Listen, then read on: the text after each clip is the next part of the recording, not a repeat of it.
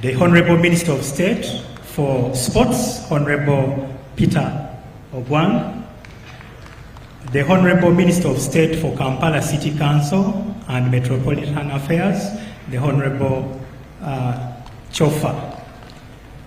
Your Excellency, we are also blessed with the presence of heads of diplomatic missions, including His Excellency the Ambassador of the Republic of Ireland, His Excellency the Ambassador of the People's Democratic Republic of Algeria, His Excellency the Ambassador of Belgium, representatives of UNESCO, representatives of UNICEF, and representatives of the UN World Food Programme. Your Excellency, we also do have permanent secretaries representing all the others. We are blessed to have 4 of them, including the Permanent Secretary Minister of Education and Sports, the Permanent Secretary Minister of Public Service, the Permanent Secretary Minister of Gender, Labour and Social Development, and the Permanent Secretary of the Education Service Commission, and members of the Commission as well. Your Excellency, in terms of time, we may not proceed much with recognitions of all present, but just to assure you that all the critical stakeholders in as far as the education of our children is concerned, all the critical stakeholders in far as supporting our teachers is concerned, are here with us. Among the events planned for the day, Your Excellency, is an exhibition of how the education sector is innovating and creating in line with your request of transforming our nation. And about now, we want to showcase samples of exhibitors. We have over 30 of them in the exhibition tent over the other side. But for now, let's have some to use as minimum time as possible to showcase what they have. Over to our dear exhibitors. I'm expecting Nakawa Vocational Institute to represent, and they're going to showcase an aspect of factory automation. Nakawa, over to you.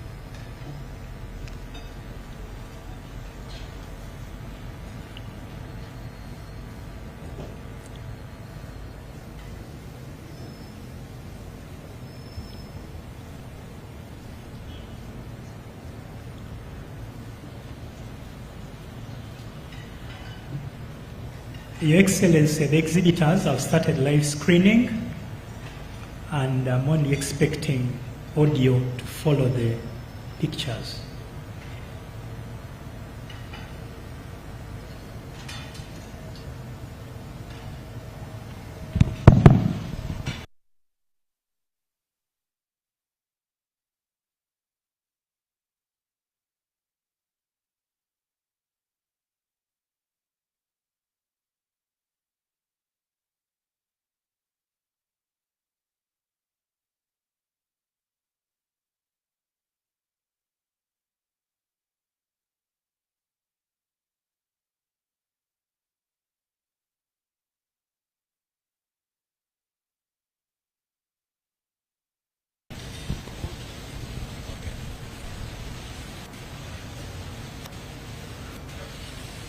Yes, I'm Kiza Derek from Nakawa Vocational Training School. And here we are demonstrating factory automation. And what is factory automation? In factories nowadays, you see things running automatically. And you wonder, how do these things run automatically? It has been that for this automation to go on, you have to call people from other countries to do the programming of the factory. But now, it's no longer alien. We can do programming here. So with me, I have a mini factory. I have a programmable logic controller. I have a human-machine interface. You can also call it a touch panel. Where do we see this? We see this in ATM machines. We see this in bank nowadays. They give us tokens of seats, of seat numbers. So I'm going to show you how it works.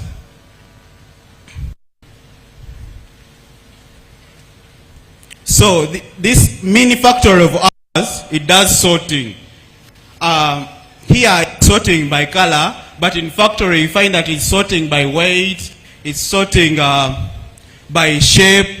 So here ours is sorting, and if you are able to see, here is where we put the damaged products, and good products reach the extreme end.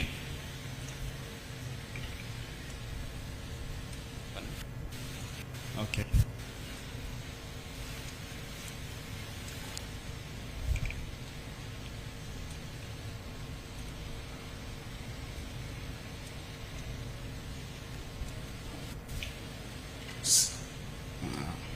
So we can stop it from here, from the screen. So still we have the smart home system, and she's going to take it through. His Excellence, ladies and gentlemen, it's a good afternoon. Nakawa Vocational Training College has come here to present some of the projects we do. And here I have RAMAS. It's remote monitoring alert system. It's specifically for privacy and security.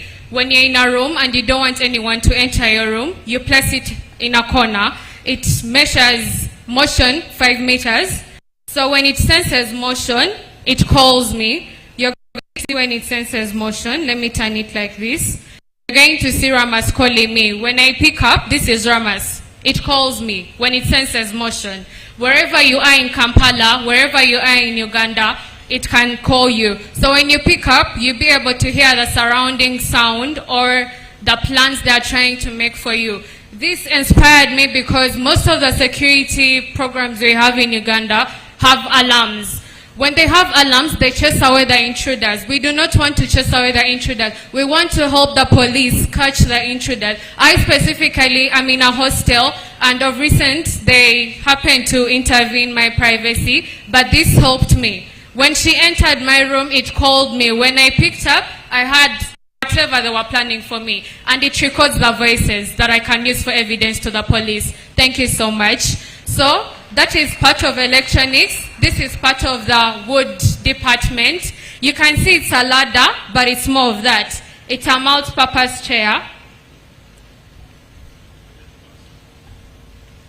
You can see. So this can help you in homes, 2-in-1. Thank you so much, again from Nakawa Vocational Training College. Thank you very much, Nakawa Vocational Training College, for showcasing innovation and science, and for being in line with His Excellency's call of modernizing our country and improving our manufacturing.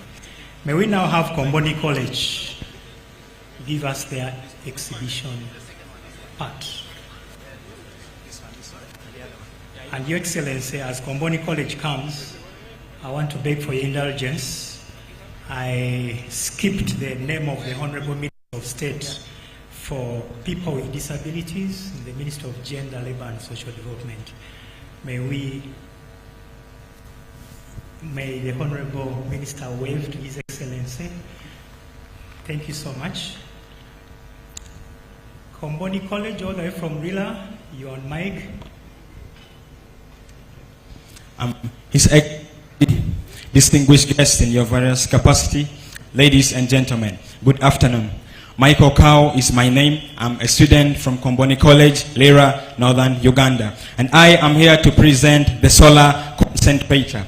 This is a device that we have made it with aluminium sheet, local metals, to make sure that we tap the solar radiations from the sun and focus it at one point that we call the principal focus. The problem that we identified in our community that made us to come up with this project was deforestation. Most of the households in the villages and in different places in the sub-Saharan regions of Africa, we find out that they use firewood and charcoal as the greatest source of fuel, energy to cook food in the households. But in other words, we find out that at the end of using these sources, they inhale smoke, and the carbon that comes from charcoal and firewood make our mothers and most to get affected with lung cancer. Not only that, but also carbon emission is being also emitted to the atmosphere. That is in turn bringing us climate change, and this is affecting even Uganda as a country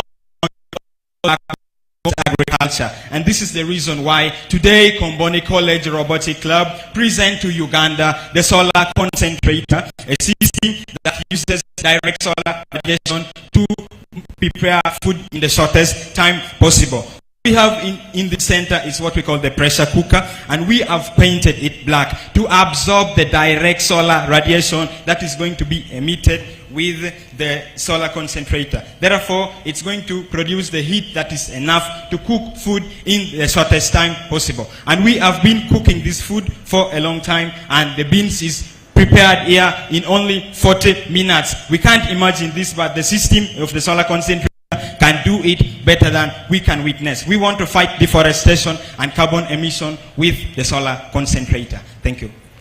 Thank you very much, Komboni College, for research and innovation, and indeed no doubt that Uganda is on the right path. We also didn't stop at the solar concentrator. We have another project that we are calling it the electric generator. This is a generator that runs by its own without using fuel or any petroleum product to power the machine. We have a little bit of battery beneath the generator. We have a dynamo inside this generator. We have motors, transformers that is making it to work efficiently. When we power the generator, power from the battery runs the dynamo, and the dynamo produces some voltage that runs the motor. Therefore, the motor is producing current that is 14 volts. Why have we installed the transformer? The transformer is to step up the voltage that is produced by the motor inside this generator from 14 volt and 30 voltage of current and 30 volt. We battery. Therefore, we don't have to keep on changing the battery as you are using this generator. Now, I want to give the country a brief demonstration of how is our generator working. When I switch this 14 volts that is producing a DC from the motor, I'm going to power it on, and the generator sound, but the sound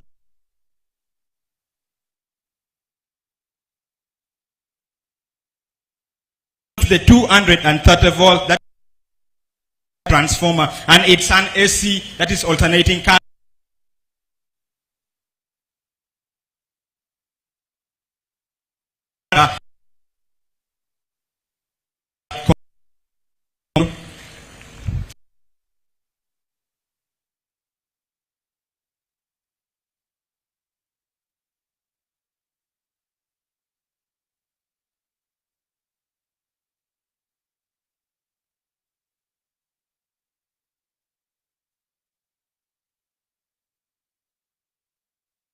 This automatic dustbin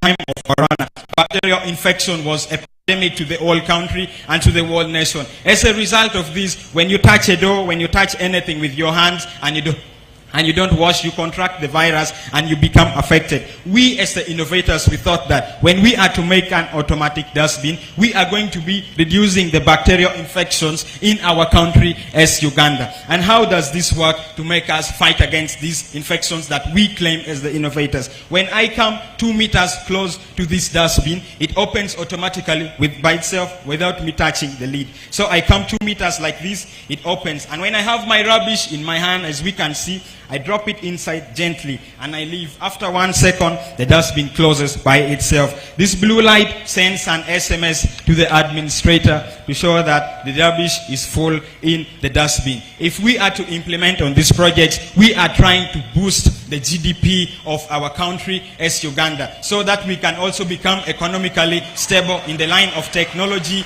and other advancements. I say this for God and my country. Thank you. A round of applause for Comboni College for that very wonderful exhibition. Your Excellency, your efforts are not fruitless. The Minister of Education is there to implement whatever is planned for this great country. We had planned for 30 exhibitors. They are all existing in that tent, but they have for now been represented by the 2.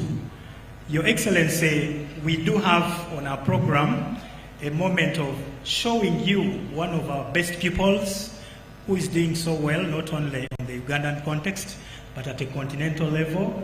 And I want to request the team in charge of the presentation by our best pupil, who was awarded by the European Union for her innovation, to lead her to that podium so that she can present to His Excellency and other special guests. Make use of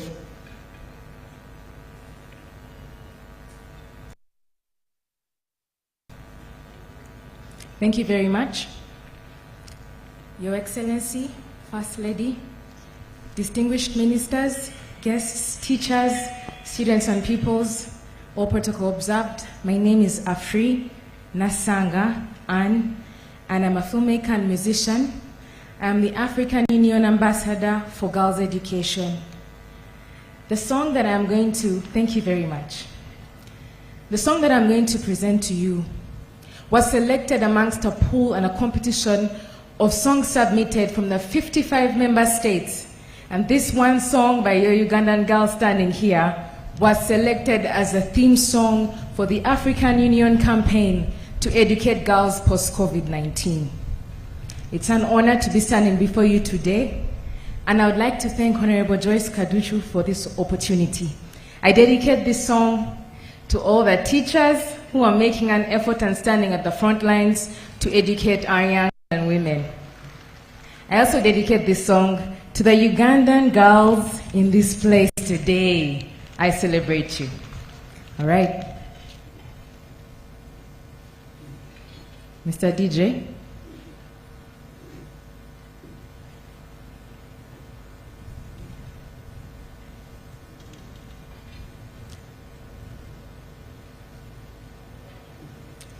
DJ, please play the song.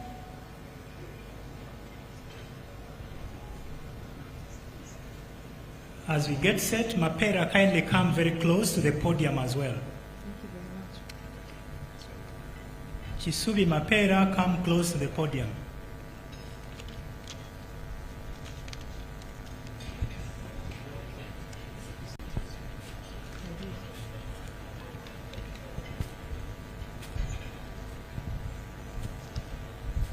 Your Excellency, this nation continues to thank you for empowering the women of Uganda and for also empowering the girls. Okay. They say shut your mouth about the things going on in your area, girl.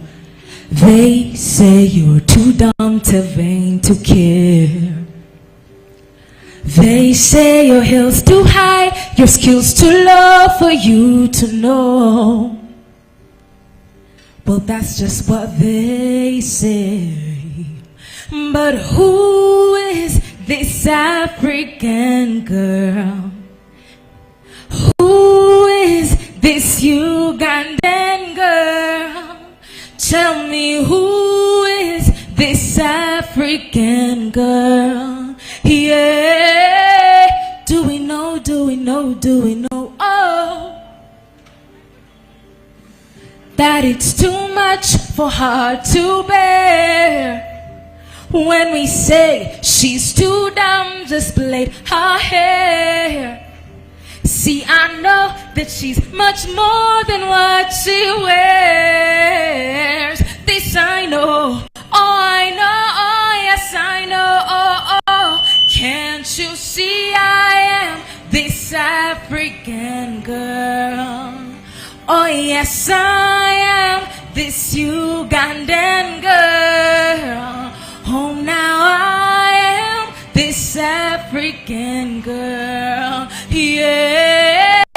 Now you know, now you know, now you know. So now you know. Oh, teach me my 1, 2, 3. Can you put your hands together for me? Hey, and give me that ABC. Hey, oh, how I long to be much more than anything, way more than everything. Won't you just let me be?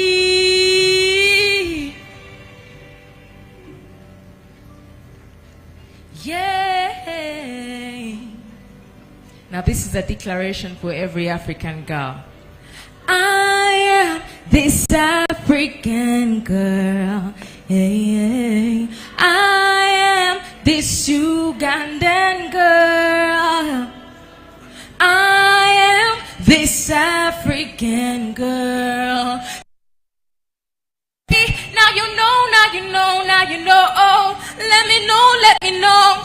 Empower this African girl. Hey, empower this Ugandan girl. Oh, oh, hey, empower this African girl.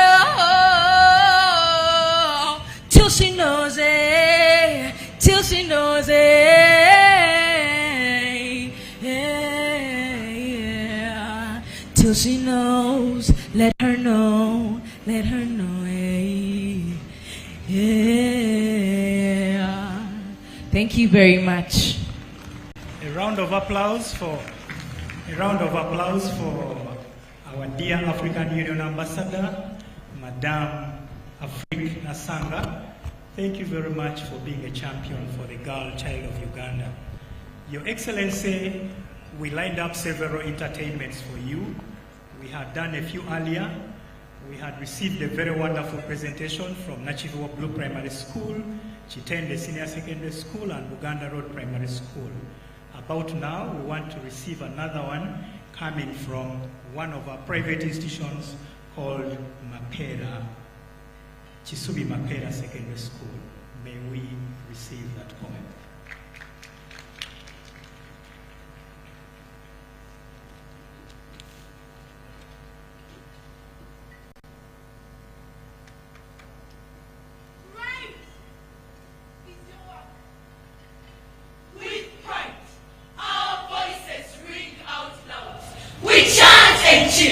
Our spirits proud in jubilation, we raise our cheer in celebration. Our hearts sing clear, honoring the mighty teachers day to day. Chisumi Mapera spoken word sirens, reciting a poem branded kudos to the mentors of our land, teachers of Uganda, guardians of the land, beacons of hope from north to south. Your impact resounds like a heartbeat in the night. From Kampala's hills to villages wide, you nurture leaders, ignite hearts insight. With every lesson, a brighter future unfolds, empowering youth, breaking poverty's molds. Your dedication strong for Uganda's song. Shaping minds, crafting futures bright. Teachers, dedication and devotion, a guiding light. In classrooms, you sow seeds of might. Nurturing dreams, mentoring men, tending talent, skilling many. Teaching with passion, fostering growth, dispatching and banishing illiteracy. With every lesson, a heart beats. Beats so strong, inspiring, writing, grow. Through patience and care, you always pave the way for students to realize, rise and seize a brighter day. Kudos to the mentors of our land. Educators empower, transform and mold. You teach, shine and inspire learners to aspire before they expire, breaking barriers for young minds to unfold. Critical thinking, creativity and arts, fostering leaders to take command.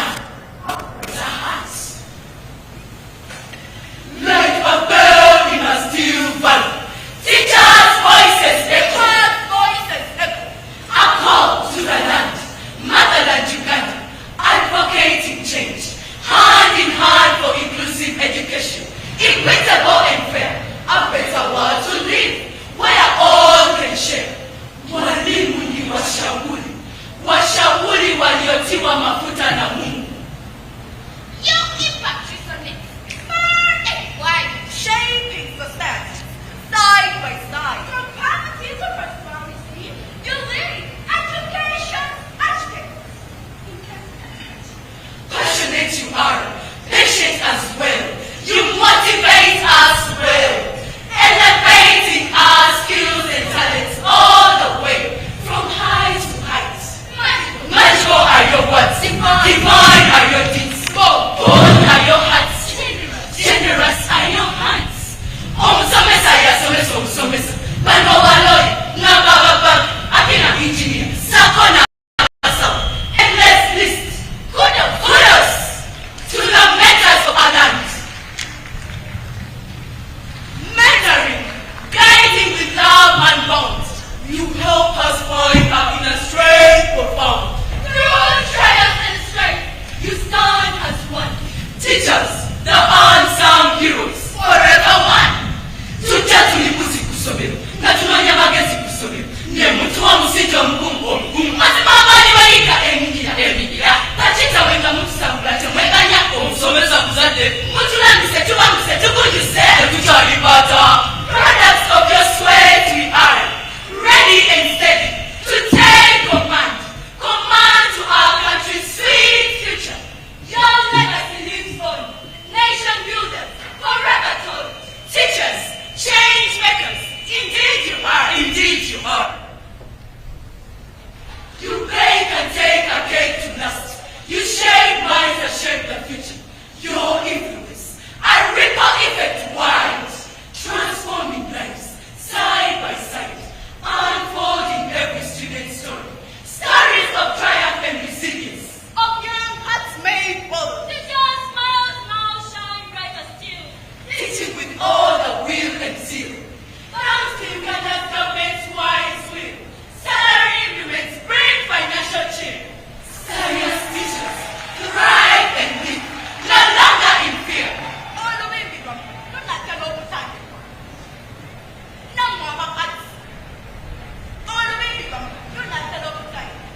In your option moment in time, from thinkers to investors, they now stand tall. Their pockets filled, their future secure after all. The economy grows, expands with each new day, as education's expertise finds a better way. We thank you, Minister of Education team, Ma'am and Janet Kataha Museveni, and His Excellency, the President of Uganda, for recognizing teachers' work and wiping away tears. The curriculum reforms, practical and bright, legendary leaders you are.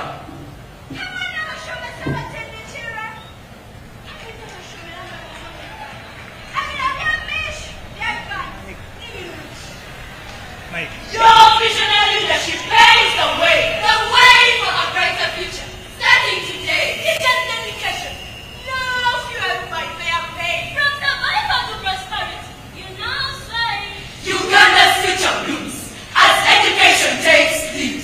The nation's gratitude to you we extend. Oh, Sunday, you deserve the credit. With all the praise.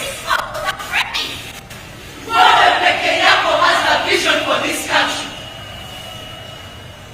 Let teachers' voices be heard loud and clear. Valuing their work year after year, for they are the guardians of our faith, creators of an educated faith, shaping a better world. Let the bells ring out in joyful peal as we mark this moment with hearts that reveal a sense of pride and a spirit of cheer. For our teachers' role now crystal clear. Now is the time to love our teachers. Yes, pick up the arms, support our teachers. Yes, teaching for excellence, learning for life. Long live Uganda.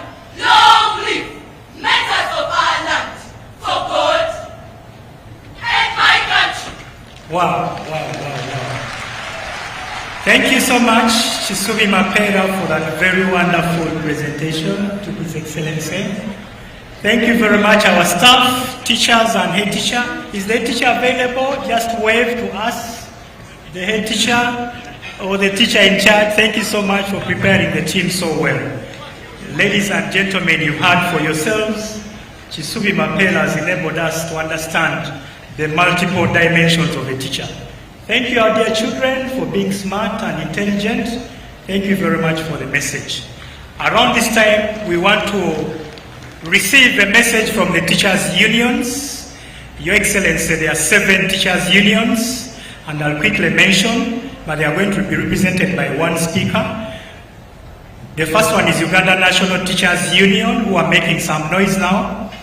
Uganda National Teachers Union. 2 is Uganda Liberal Teachers Union, also making noise. Thank you very much. 3 is Uganda Technical Vocational Teachers Union. Do we have some noise to make? Then we have Uganda Professional Science Teachers Union. Very many in that corner. Then we have Uganda Professional Humanities Teachers Union, making some noise over there. And then we have National Private Schools Teachers Association, NAPSTA. But we also have Walimu Sako, also made up of teachers. We also have many teachers belonging to NOTU and to COF2 as well. Allow me invite the person representing all those unions to give their remarks.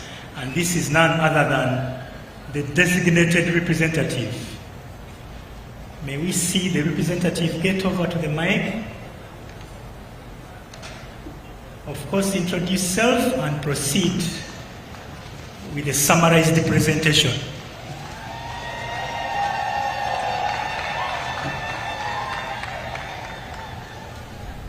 A humble call for a summarized presentation.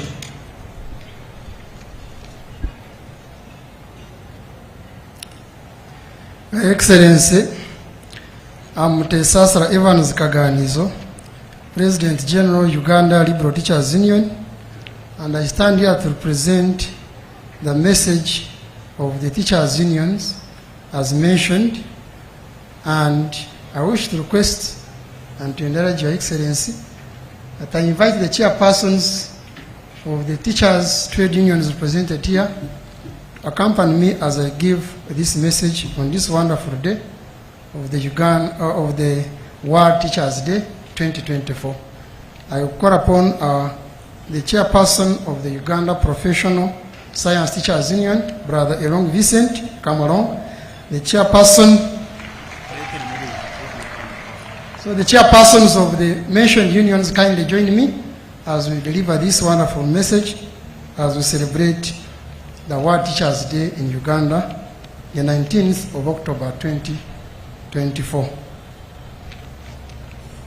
Your Excellency, the President of the Republic of Uganda, the First Lady and Honorable Minister of Education and Sports, Honorable Mama Kataha Janet Museveni, the Honorable Cabinet Ministers present, Your Excellency, the Ambassadors, the heads of missions present, honorable members of Parliament, Permanent Secretary, Minister of Education and Sports, Permanent Secretary, Minister of Public Service, and other permanent secretaries present here, Your Excellency.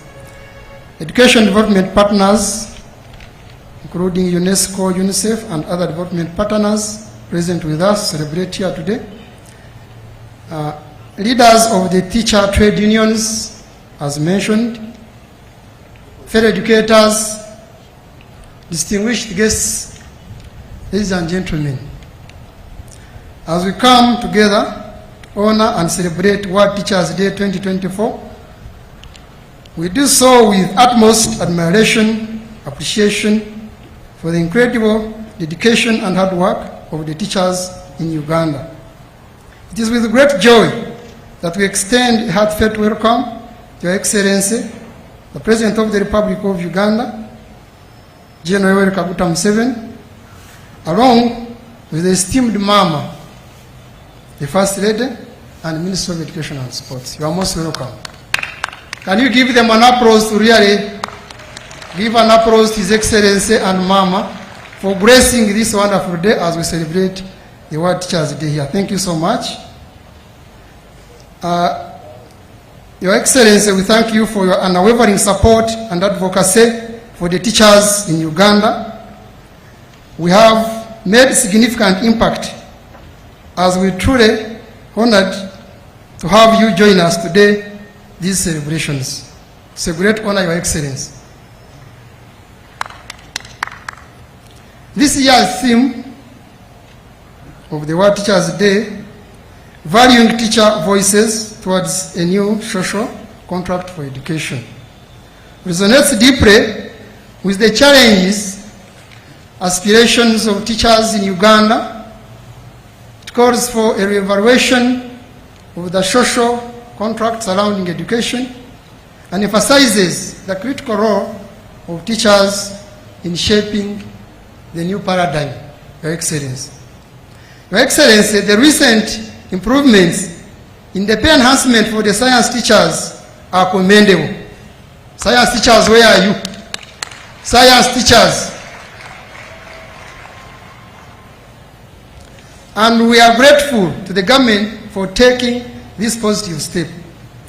This significant decision has had a profound impact on the science teachers nationwide, serving as evidence of the government's commitment to investing in quality education. We commend Your Excellency for this progressive action. Can you thank Your Excellency? Dear colleagues, science teachers, we need to take note that there shouldn't be any form of stigma on the pay enhancement for the science teachers, because that's the way to go to bring about development in the country. Additionally, I would like to express our deep gratitude to Your Excellency for fulfilling your pledge of Uganda shillings 20 billion towards the national teachers' circles that you pledged during the last World Teachers' Day on the 5th of October 2023. I don't hear the applause for that pledge. It is already fulfilled. Can we hear the applause, please? This sustainable commitment, Your Excellency, and fulfillment will not only transform the welfare and livelihoods of our teachers across the country, but also provide much needed financial support and stability. We commend Your Excellency in recognizing the importance of supporting teachers by fulfilling this pledge, which demonstrates a strong commitment to the well-being of teachers in Uganda. Your Excellency, the pressing issues that continue to affect teachers in Uganda need to be acknowledged. Teachers' remuneration, teachers' professional development, and working conditions remain critical areas that require sustained focus and investment. The dedication and commitment of our educators should be met with adequate support, recognition. Your Excellency, the following highlights therefore need government intervention, harmonization and general teachers' welfare. Harmonization for all teachers remains a critical issue to consider. We therefore appeal to government to expedite a comprehensive approach to enhancing salaries for categories of teachers. Our educators must feel valued and motivated, and this directly impacts in the quality of education delivered to the children of this country. Your Excellency, we are cognizant of the government efforts to uplift the salaries of the teachers in the coming 2 financial years. And that one is a very great promise that we must stand and see it fulfilled. It is important to acknowledge the difficulties that most teachers in private schools face regarding their salaries, like delayed payments, meager payment, unstable working conditions, sometimes unfair dismissals by the school owners, Your Excellency. It's therefore imperative for government to step in and establish guidelines or standards for the compensation of teachers in private schools. The government's involvement in this issue is paramount, even though they are privately owned, since these schools educate students from the public, and it is government's duty to ensure the citizens receive quality education, Your Excellency. The private teachers, you need to acknowledge that, it's very important. Right? Professional development for teachers, Your Excellency. Further, professional development opportunities for teachers should be prioritized to ensure that all teachers are equipped with all necessary skills and knowledge to excel in their roles. Investing in continuous training and mentorship programs will benefit the teachers and enhance students' overall learning experience. Improved infrastructure, Your Excellency. In addition, Your Excellency, there is need to address the challenges of infrastructure resources available in our education institutions.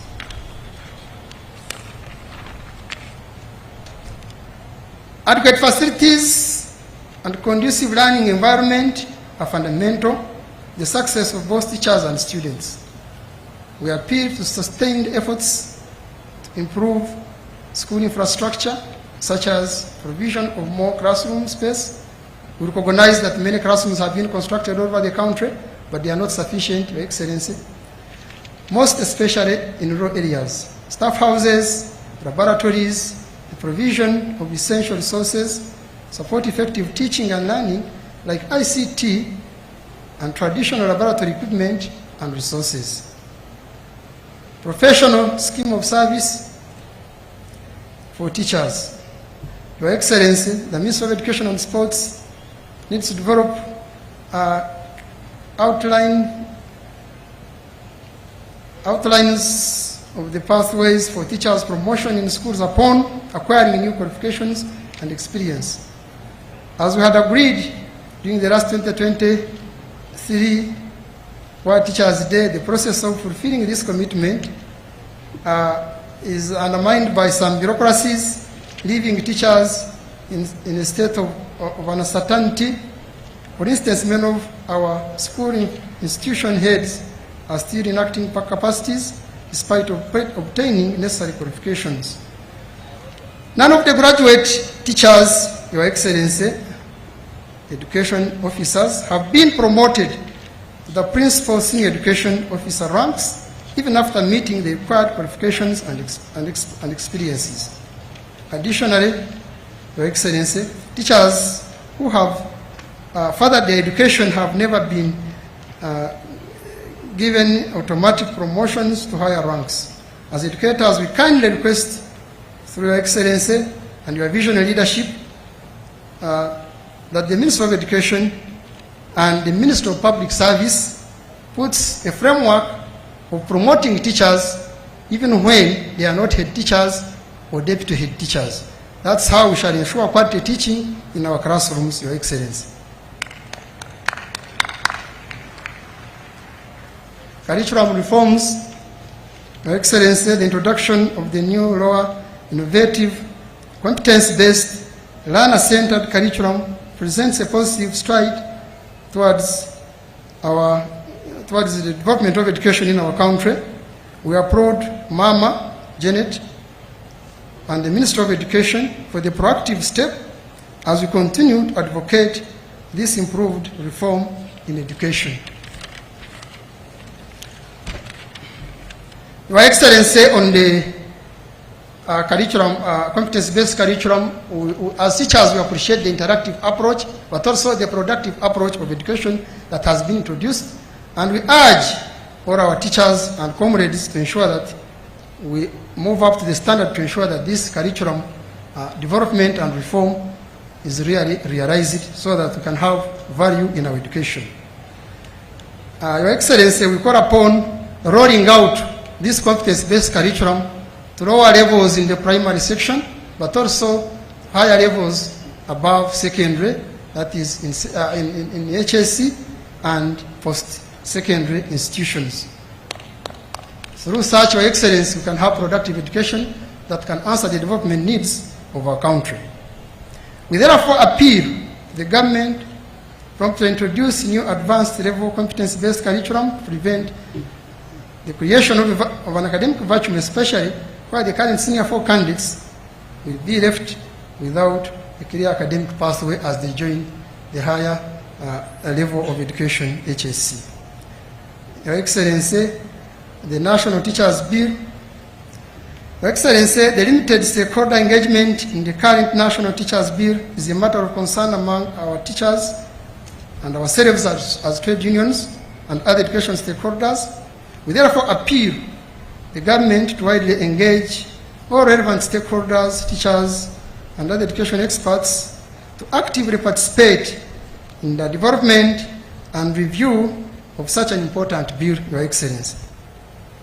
Our input as teachers, especially in our different organizations and trade unions in Uganda, is invaluable in ensuring that the bill addresses the real needs and challenges that face teachers in Uganda, but also aimed at making education more admirable for us to move forward towards a middle-income status country.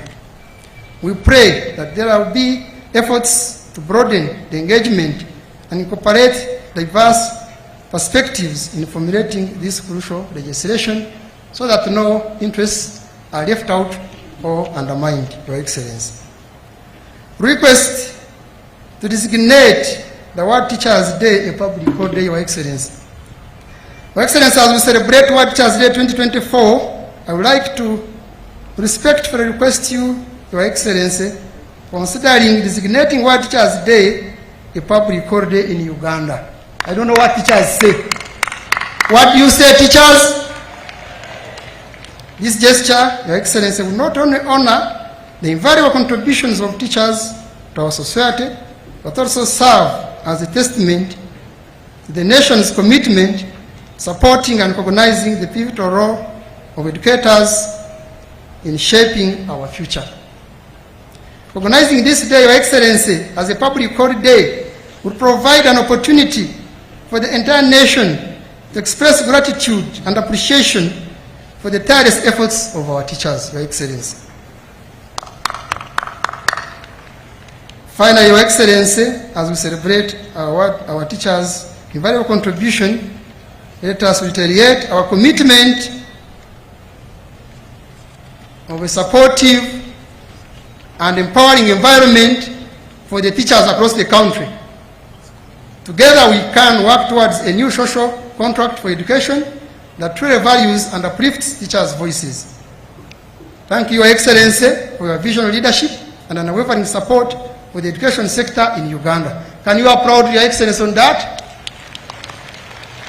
We look forward to continued collaboration and progress in addressing teachers' needs and advancing the quality of education in our country. Happy World Teachers' Day, our dear colleagues, the teachers, Your Excellency, for our collective efforts to lead to the brighter future for God and my country. Voluntarism and solidarity. Evans Kaganizo Mutesasala, President General, Uganda Liberal Teachers Union. We thank you. Thank you so much. Thank you so much, Mr. Evans, for representing all the unions. Thank you very much, our dear teachers, for the message that was so clearly brought out. Thank you, team. That was an insightful address. Your Excellency, we would now like to hear from our technical leader at the Ministry of Education and Sports, who is none other than the Permanent Secretary, Dr. Kedres Turiagenda. Join me to welcome Dr. Kedres to address us.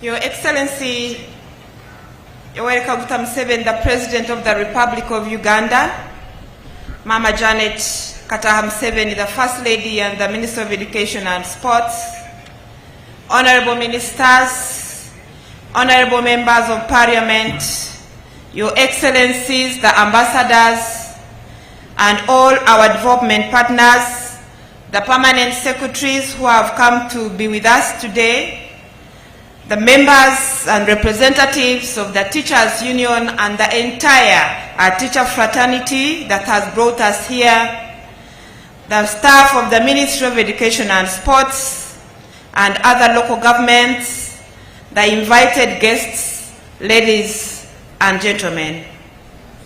On behalf of the Ministry of Education and Sports and on my own behalf, I take this singular opportunity and honor and pleasure to welcome you all to this year's national celebrations of the World Teachers' Day.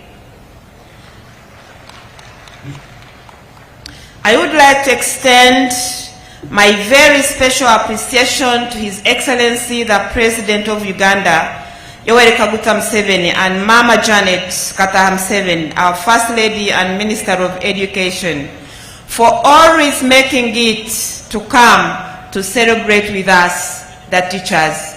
Thank you very much, Your Excellency.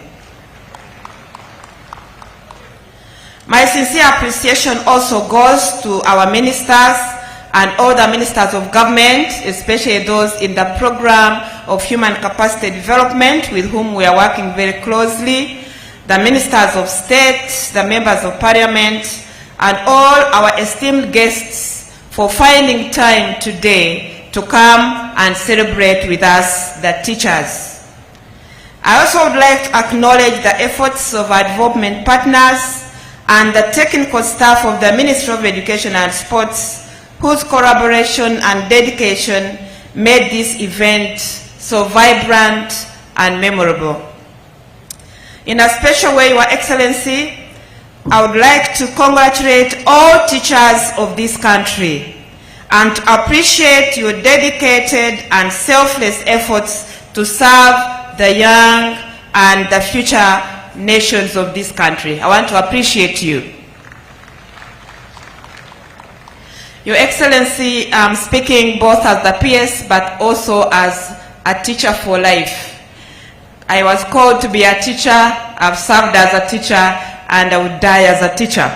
So I'm going to use us. Our role as teachers, Your Excellency, is invariable. First of all, we are in a profession that is normally aligned with the Lord Jesus Christ. In fact, in the New Testament, he is called teacher 60 times. And so we teachers are part of that profession. We, together with parents, are the only categories of society that God entrusts with every child that is born. Your Excellency, every child who is born a whole human being, but he has a lot of things that need to be developed. And God has chosen the parents and the teachers to enable this child to grow in every way, in mind, in body, in soul, in personality, in character, in values. All these have been given to the two categories, the parents and the teachers. So as we serve in this nation teachers, let us remember that we have a God-given assignment to ensure that every child that comes to our schools receives holistic and quality education and becomes a useful adult, able to develop himself, his family, his community, and our great nation, the Pearl of Africa. Teachers, oye! Teachers, oye! Your Excellency, I want to assure you that these teachers, I hold them with very high esteem. I have no doubt that with their renewed commitment, as they have just said here, they will do their best, especially after this celebration, to enable our nation realize our vision of transformation from peasantry to modern and prosperous Uganda. Prosperity and transformation are done by people who have been helped to develop the appropriate competencies, values, attitudes, and a patriotic spirit for their country. And so I'm empowering you teachers that we go back and do this. It's our cardinal duty. As the songs, the young people, and the poem they have said, this day is a very important day in the whole world. It is normally celebrated on 5th, but I'm glad that we were able to celebrate it now, and I know that it's not by mistake. It's important that we had it today. Your Excellency, Mama, and the members present here today, the theme for this year is valuing teacher voices towards a new social contract for education. Valuing teachers' voices. Your Excellency and Mama, ladies and gentlemen, education is the cornerstone of government policy in fighting against poverty and is essential for national development. And this is very clear, Your Excellency and Mama and all you present, as it is highlighted in the pillars of our National Vision 2040, but also in the Global Sustainable Development Goal 4. The government of Uganda strongly believes that every child matters and every child can achieve their maximum potential when they access holistic quality education, and this requires quality and dedicated teachers. One key initiative that government has put in place, Mama and Your Excellency, is the lower secondary curriculum. I'm glad to hear the teachers' representative acknowledging that it's a curriculum we needed yesterday. As a ministry, we want to thank our government, headed by His Excellency the President, Yoweri Kaguta Museveni, for always making every effort to address teacher issues. And I was glad to hear that teachers themselves acknowledging this.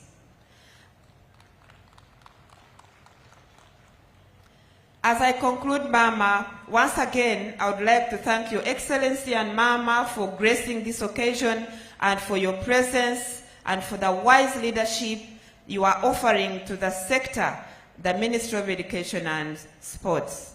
I also would like to appreciate the work of the committee that organized this function, which was led by Ms. Francis Atima, the Director of Education Standards, and all our partners who stood with us to ensure that this day becomes as exciting as it is now. Allow me to thank you all for coming and to wish you a great day. You are here because you were taught. You are here because of a teacher. And so join us to celebrate the World Teachers' Day. May God bless you for God and my country. Thank you so much, our dear Permanent Secretary, Minister of Education and Sports. Your Excellency and Mama, we now want to hear from our education development partners. And we want to get a statement from UNESCO, which is going to be managed by the Senior Education Specialist, UNESCO, coming all the way from the regional office in Nairobi. Ladies and gentlemen, I want to request all of us to be mindful of the change in weather that is almost about to happen, so we speed up whatever we're doing for now. Clever's origin, get set. Over to you, sir. Your Excellency, the President of the Republic of Uganda, Yoweri Kaguta Museveni, the Minister of Education and Sports and First Lady, Janet Kataha Museveni, Cabinet Ministers, heads of diplomatic missions here present, members of Parliament, head of civil service, permanent secretaries, distinguished guests, ladies and gentlemen, all protocol observed, good afternoon. My name is Mamadou Lamine So. I'm the head of the UNESCO East Africa Education Program. I'm here to deliver a joint message from Ms. Audrey Azoulay. She is the Director General of UNESCO, Mr. Gilbert Humbo, the Director General of the International Labour Organization, and Ms. Catherine Roussel, Executive Director of UNICEF, and also Mr. David Edwards, the General Secretary, Education International, on the occasion of the World Teachers' Day. Education systems are at a crossroads, facing unprecedented challenges that threaten the future of learning and teaching worldwide, including a dearth of qualified teachers, deteriorating working conditions, and a lack of trust in the profession. The first UNESCO and Teacher Task Force Global Report on Teachers clearly states that the teaching profession is in crisis, with declining recognition, which exacerbates shortages and an overall loss of appeal of teaching as a profession. These challenges are compounded by low pay, excessive workloads, reduced autonomy, and inadequate resources, driving talented individuals away from the profession and putting the quality and accessibility of education at risk for millions of students. In response to these challenges, it is essential to elevate the voices of teachers in decision-making processes. Teachers are reflective practitioners and intellectuals whose knowledge, experience, and professional insights are key to educational successes.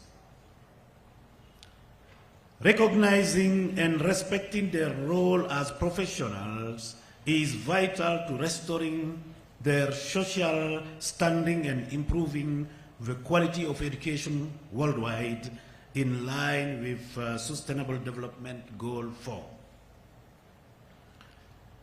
Mr. President, ladies and gentlemen, by acknowledging teachers as creative intellectuals and innovative professionals within a new social contract for education, we can protect their labor rights and harness their insight to shape effective educational practices.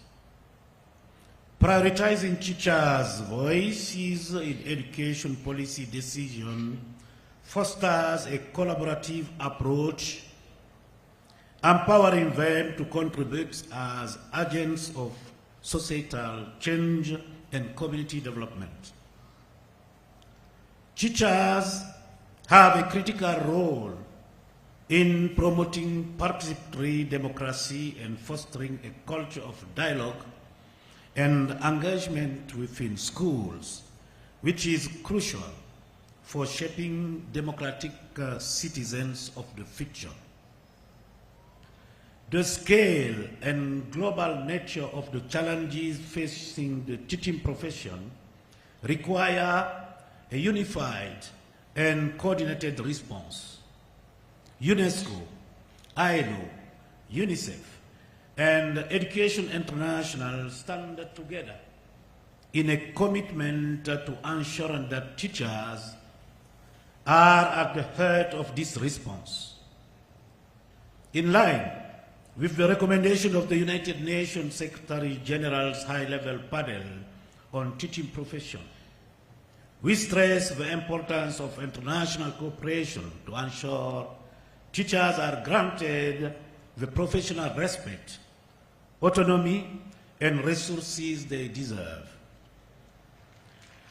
As we move forward, we call on governments and the international community to take decisive action to ensure that teachers are not only heard, but also central to shaping the future of education.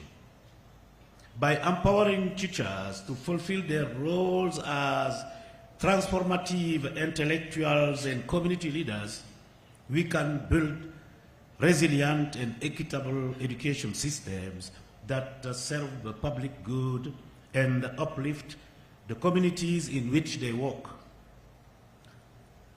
Together, we can create a new social contract for education that truly values and empowers the voices of those who are essential to its success. Thank you, Your Excellency, and thank you, ladies and gentlemen. Thank you very much, UNESCO. Thank you, Mr. Mamado, for that very insightful address. Ladies and gentlemen, we are going to give you a very short entertainment handed in from one of our schools, Governors Origin Primary School. The floor is yours.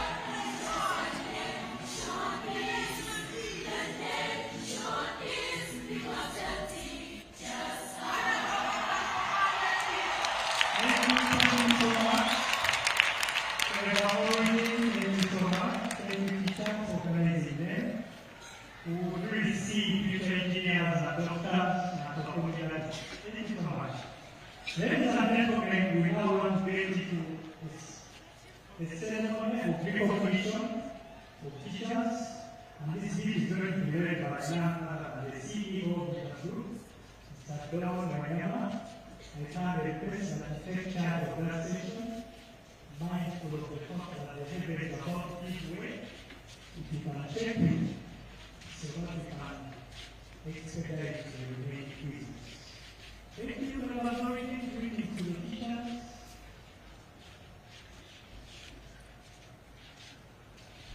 Thank you, Coach. Thank you. Your Excellency, the President of the Republic of Uganda, the First Lady and Minister of Education and Sports, Mama Janet Museveni, the ministers present, Ambassador Kevin Colgan, Ambassador of Ireland to Uganda, our distinguished teachers, ladies and gentlemen, good afternoon. Your Excellency, allow me on behalf of the Vision Group to first of all congratulate you on your 80th birthday that you celebrated last month. As Vision Group, we're privileged to be the lead media partner on those celebrations, and we appreciate it. Your Excellency and Mama, Vision Group has in a humble way heavily invested in the improvement of education in Uganda. New Vision was the first media house in Uganda to have dedicated space and airtime for education issues. We were the first media house to publish learning materials on the competence-based curriculum approved by NCDC and the Ministry of Education and Sports. Over the past 2 years, we have dedicated up to 11 pages weekly in the New Vision newspaper in a bid to democratize access to these quality learning materials by as many learners as possible. In terms of space, Your Excellency, this translates into a weekly investment of 104 million shillings or 5.4 billion shillings annually as our contribution to this. Your Excellency, we have also gone into book publishing, and I want to use this opportunity to thank the government through the Ministry of Education and Sports that gave us the first orders for these books. Your Excellency, we do recognize that teachers are a very important cog in the wheel of education. The policy interventions like UPE and USE brought with them lots of opportunities where millions of learners have had access to education. However, with them have also come challenges in terms of large classes and inadequate instructional and learning materials in view of the limited resources considering the competing national interests. The challenges therefore required a lot of innovation on the side of teachers to be able to deliver on the curriculum. It was against this background, Your Excellency, that the New Vision launched what we call Teachers Making a Difference project in 2008. And the spirit of this was to recognize those teachers who on their own initiative have gone beyond the call of duty to mobilize communities to support education or innovatively use their limited resources to deliver quality education. About teachers making a difference, Your Excellency, the nomination is a very transparent process by the public. It starts by the New Vision putting out a call for nominations across all our platforms. The public then sends in their nominations via email, WhatsApp, and all the other platforms. But just for clarity, the nominees must be Ugandan professional teachers or tutors in a school in Uganda teaching either at primary, secondary, or a non-degree awarding technical vocational institute.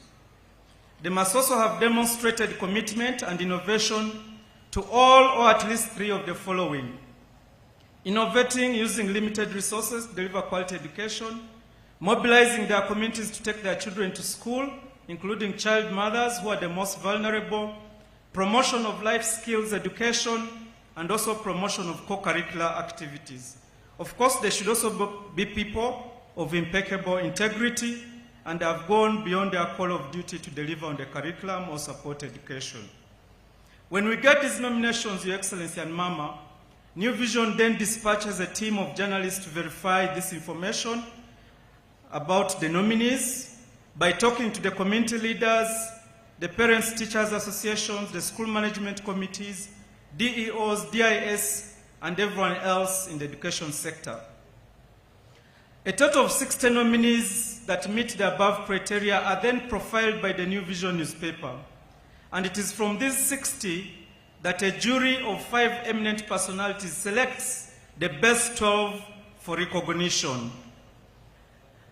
Your Excellency, since the project launch, we have, like I've indicated, annually recognized 12 teachers, and that means since inception, we have recognized over 160 teachers and who have been rewarded for their commitment to the profession. When we began this, the New Vision single-handedly implemented the project, and we recognized the winners in a small in-house ceremony. However, in the year 2017, the Embassy of Ireland and Travel Care, a tour and travel management company, came on board to support us. And since those two partners came on board, Your Excellency and Mama, I want to let you know that we've been able to give the teachers what we consider to be reasonable prizes, but also the project took on an international profile where we are able every year to send 6 of the most outstanding teachers for a professional development program in Ireland. And I really want to thank the Irish Embassy and Travel Care for this support. Your Excellency, I want, in a special way, to express our gratitude to Mama, who last year joined us at the New Vision when we were recognizing the best teachers. And like I've indicated, the top 6 out of 12 are able to travel to Ireland. When Mama came to the New Vision last year, she offered to sponsor the other 6 who had not qualified for travel. And Mama, I want to report that the group that you supported returned this morning from Ireland. I think they're here, they can stand up. That is the team that you supported, Mama. They came back this morning from Ireland. Your Excellency and Mama, I therefore have the honor to present to you the 12 teachers who are deemed deserving of recognition by an independent jury of eminent educationists. I want to say that this year we received over 1,300 nominations. So these are 12 out of over 1,300. They're a deserving lot. At this point, allow me ask, if you'll allow, the Honorable Joyce Moruku Kaduchi to come and just hand over certificate to the first batch of winners I'm going to recognize. I also want to indicate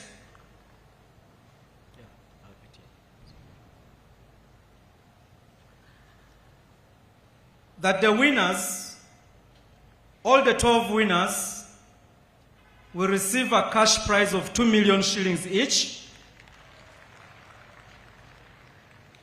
We also are giving them, in terms of support in kind, out of their own choice. The items you see displayed here, each of them is worth 2.5 million. So the teachers have made a request and we have purchased the items for them. So the cash prize is for the individual teachers, while these equipments will go to their schools. And like I've said, out of the 12, the top 6, besides this, will be traveling to Ireland for a professional development course. In position 12, ladies and gentlemen, in Teachers Making a Difference 2024, is Miss Margaret Kajumba. She's a teacher at St. Adolph Primary School in Bunyangabo district, and she's representing Western Uganda.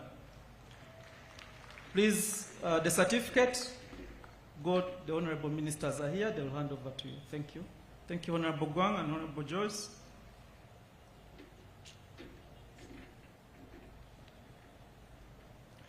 Maybe you move slightly ahead here so that the photographers can. Thank you. In position 11, Teachers Making a Difference 2024 is Miss Joyce Kia. She's the head teacher of Ogur SS in Lira district. We have shared a small bios, the citation for why these teachers were recognized, but for Joyce, it is mainly about her ability to build partnerships that have improved the infrastructure in her school and increased enrollment. Congratulations, Joyce. So besides the 2 million shillings, she'll also get a desktop computer and a printer for her school.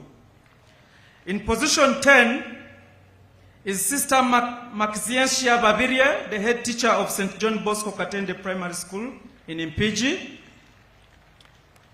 Sister Babirie, please come and get your certificate. In position 9, for Sister Babirie, she's recognized she was able to mobilize 150 million from the community that was used to renovate the school, and she has increased enrollment. In position 9 is Miss Monica Akelo. She's a classroom teacher at Laro Adra Primary School in Gulu District.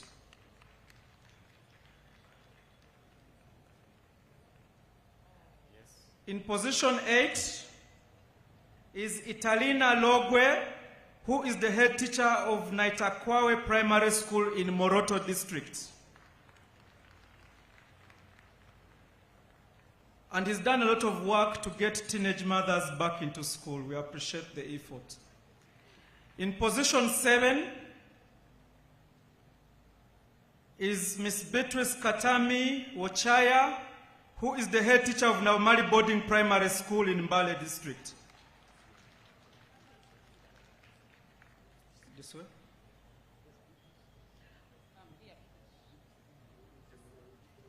At this point also allow me, okay, I see the ambassador is already here, Ambassador Kevin Colgan, to be able to hand over the certificates to the following winners. In position 6 is Baraba Ainomgisha, who is the head teacher of Nyakabingo Primary School in Kisoro District. He was recognized for using uniform as a catalyst for improving performance. In position 5 is Ratib Abasi Atiku, who is the head teacher for Aringa SS in Yumbe District, West Nile. So besides the 2 million, he has asked that his school is given CCTV cameras, and we've bought them for the school. In position 4 is Kate Nabagalana Subuga, the head teacher of St. Paul's Kitovu Mixed Primary School in Masaka District.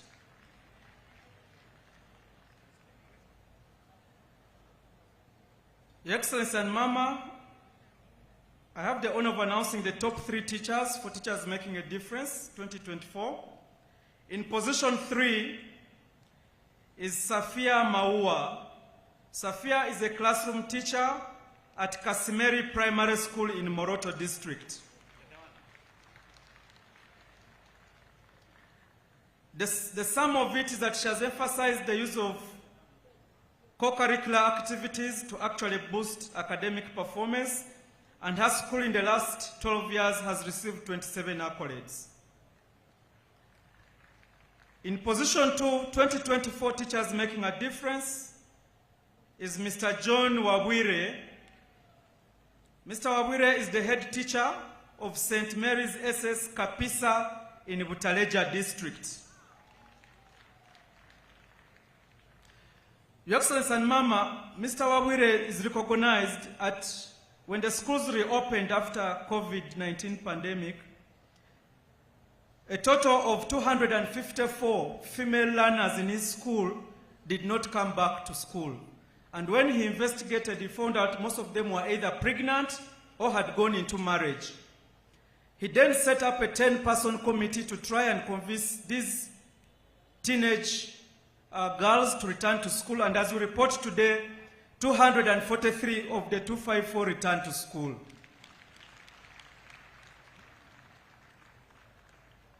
And finally, the overall winner of Teachers Making a Difference 2024 is Mr. Moses Echweru. Mr. Moses Echweru is the head teacher of Nawet Primary School in Nabilatuk from Karamoja district. If I'll just quickly run through his citation. When he was appointed head teacher in 2019, he faced a daunting challenge. The enrollment was just 99 pupils and only 34 were attending daily. Through his innovative strategies, including offering uniforms, scholastic materials, and even boarding facilities to protect girls from early marriages, he successfully mobilized the community and significantly increased enrollment to 927 pupils, with a daily attendance of 780. He also established agricultural clubs and has promoted co-curricular activities. He's cultivated a holistic education experience that empowers students with survival skills and fosters community engagement. He has even introduced irrigation techniques in the school in what is actually very rocky land, and the school has become food reliant. Congratulations. Your Excellency and Mama, these are the winners of Teachers Making a Difference 2024. Like I indicated, the top 6, it looks like Mzee has graciously accepted to take a photo with the winners, so please, protocol, you can guide. We appreciate your acceptance to take a photo with the teachers. Thank you. Can I have it?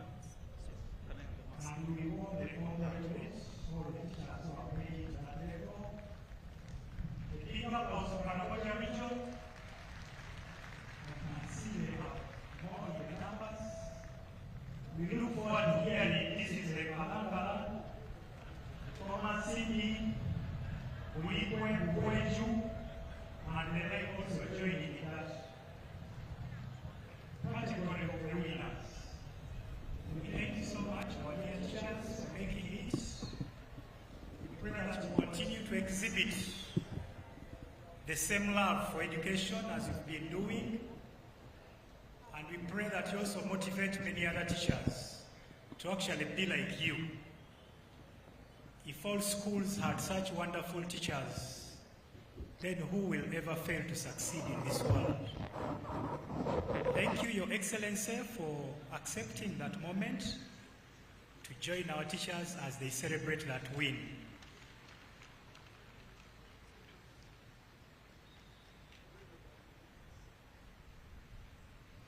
The Ministry of Education and Sports is a very prayerful ministry, and I know every time we wake up we request God for good weather, and we leave it in His hands to provide any type of weather. But we can see the heavens slowly giving way, and I just want to hope that God will still be on our side to let us continue up to the end of this function. And we are closely getting to the end of the function. Okay, let's remember that the 6 are actually going to Ireland. I don't know when. Echweru, Wawire, Safia, Nabagala, Ratib, and Baraba. Thank you so much, Mr. Don, for that moment. Thank you very much, Vision Group, for that support. Thank you very much, Ireland, for the continuous love for education in Uganda. About this time, let me take the honor to invite His Excellency, the Ambassador of Ireland in Uganda, to make his remarks.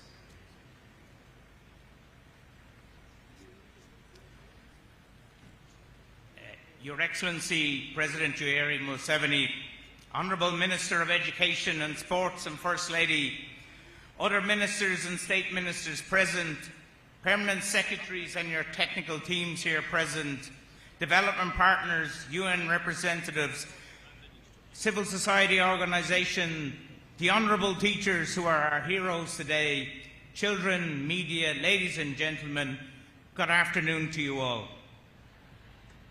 I'm always grateful when I come to a teacher's event.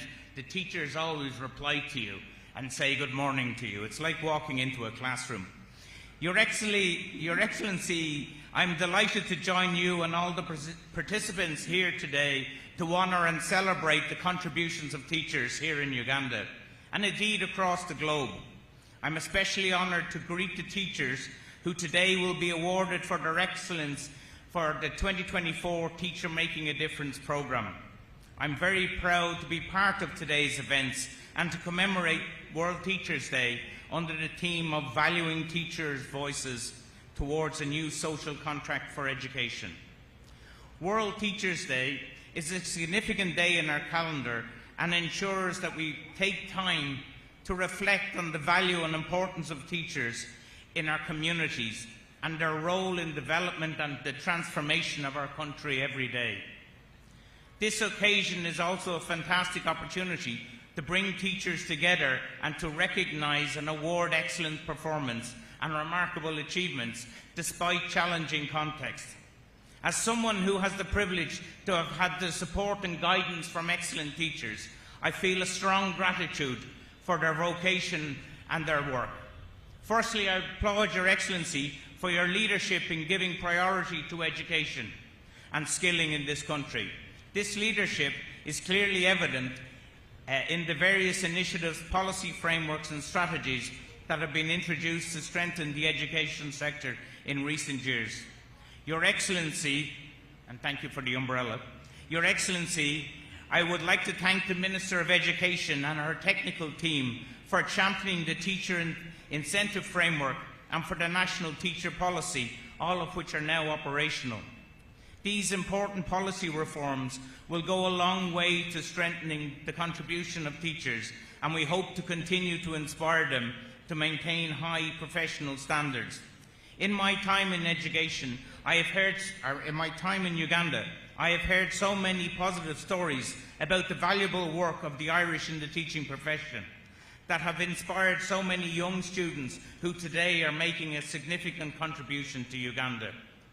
This year, Ireland and Uganda celebrate 30 years of diplomatic relations and 20 years of support to Karamoja. The Embassy of Ireland in Kampala continues to pursue its mission strategy targeting sustainable development and inclusive growth. As a central element of this strategy, the Embassy provides over 24 billion shillings per year to support education and skilling partnerships in Uganda, mainly through our partners in UNICEF, the World Food Programme, ABSI, Straight Talk and the New Vision, who brought us here today.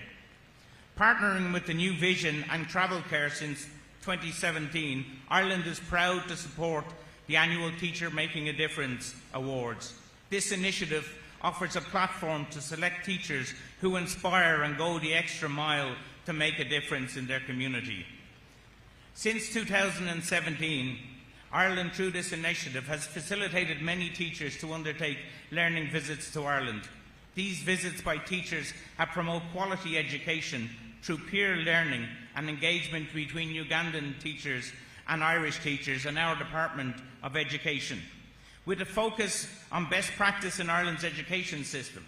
These visits also provide an opportunity for strong institutional linkage and technical exchange on teacher training and development.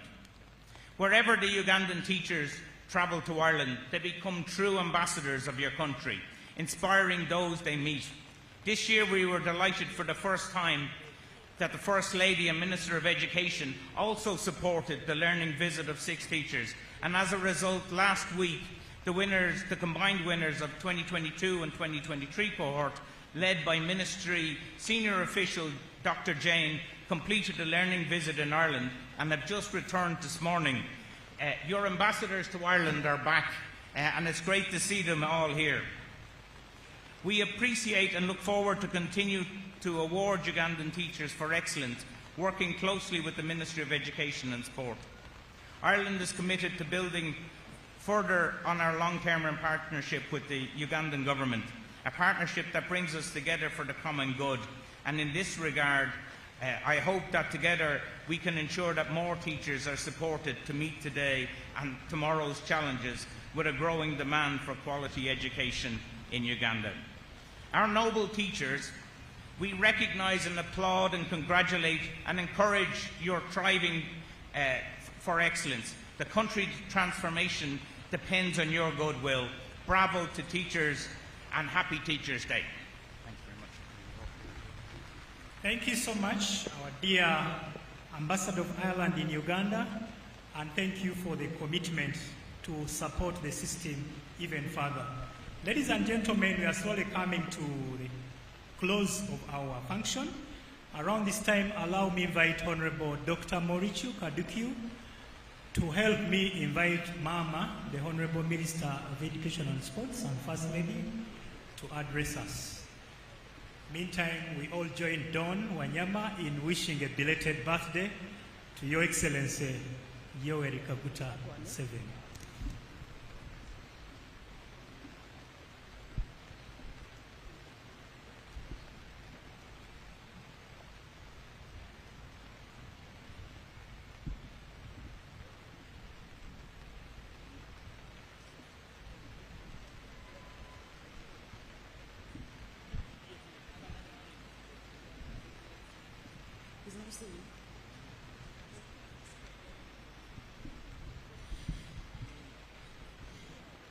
Your Excellency,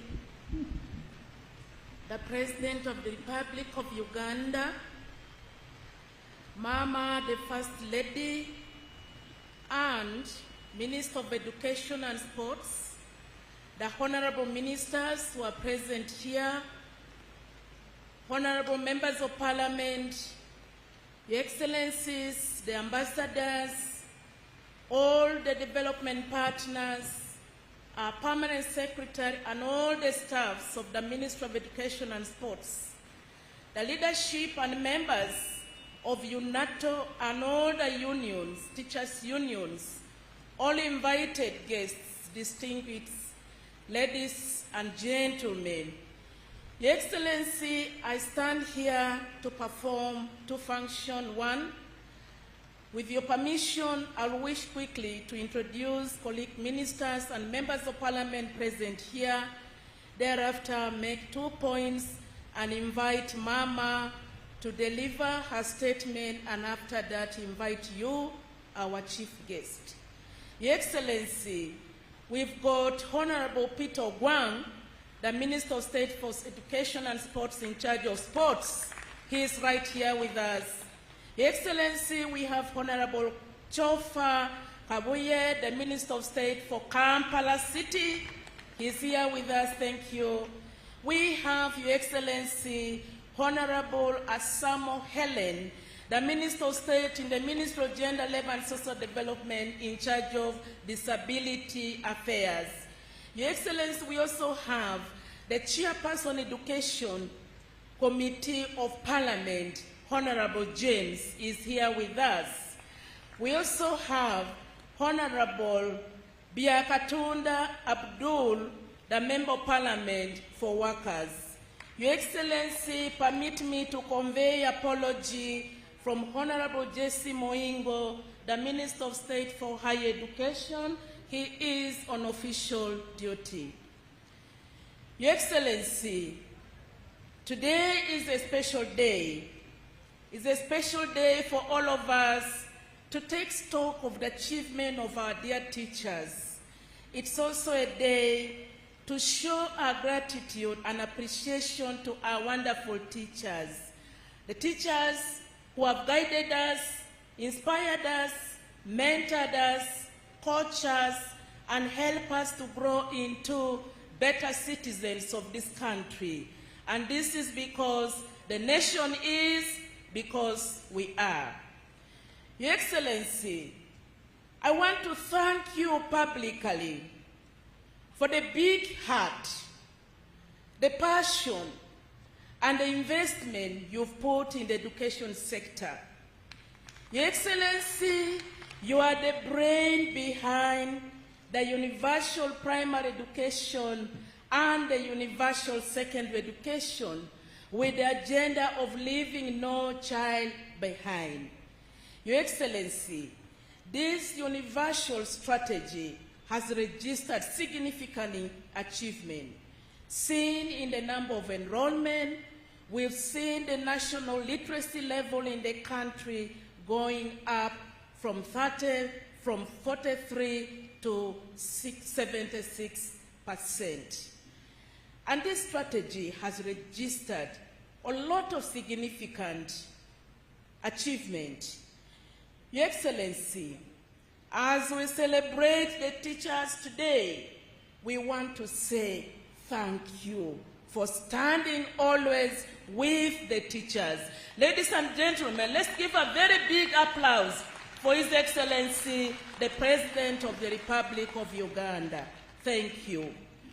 Point number 2, Your Excellency, the Bible tells us a wise man builds his house on a rocky foundation. Permit me to thank Mama Janet, the Minister of Education and Sports. Mama has built the Ministry of Education on a solid, firm foundation based on the principles of integrity, the principles of transparency, accountability, with no tolerance to corruption, and commitment to work. Mama, your leadership and the strategic guidance in the sector has made it possible for us to perform as a family. The fruits are seen from the learners, from what they have just demonstrated. Mama, we can never say thank you enough for the extraordinary dedication and the mentoring you have provided to all of us. Mama, thank you. Let's give a big clap for Mama. Thank you, ladies and gentlemen. Lastly, Your Excellency, I wish on behalf of the education fraternity to thank the organizing committee under the leadership of Madame Etima Francis, all the union, the 6 unions who are here, and UNATO, all our partners. We thank you so much for the solidarity. We congratulate all the teachers in Uganda, and we appreciate your noble work. You have the teachers. Know that we love you and we cherish your work. But remember, the doors of Mama Janet, the Minister of Education and Sports, will always remain open. Her doors will be open for any consultation, any engagement, and any information you will wish to get. I want to thank you for listening. The nation is because we are. Ladies and gentlemen, let's put our hands together to welcome our mother, the mother of the nation, as she addresses the country, and invite our chief guest, the president, to address the country. Mama, you are always welcome. Let's put our hands together to welcome Mama Janet. Thank you for God and my country. Thank you. Thank you, Honorable Kaduchu. Thank you so much.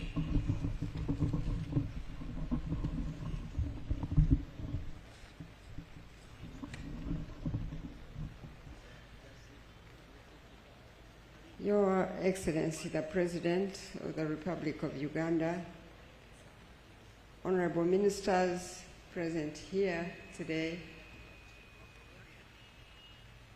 honorable members of Parliament, heads of diplomatic missions, a chairperson and members of the Education Service Commission, permanent secretaries, leaders from KCCA and local governments, our education development partners, the teachers, distinguished guests, ladies and gentlemen. Good afternoon to you all. I want to thank the Almighty God for this day that we gather here together to celebrate in recognition of the God-given responsibility that teachers all around the world exercise in raising and nurturing humanity through education. And in a special way, I want to thank the President for being available for the education and sports sector whenever we have called on him, despite his busy schedule. Your unwavering commitment to selfless service of our homeland is truly inspiring, and we deeply appreciate your continued support for the teachers' fraternity. 30 years ago, on the 5th of October 1994, when the inaugural World Teachers' Day was commemorated, the context within which the teaching profession was being practiced has very much changed compared to what we see today.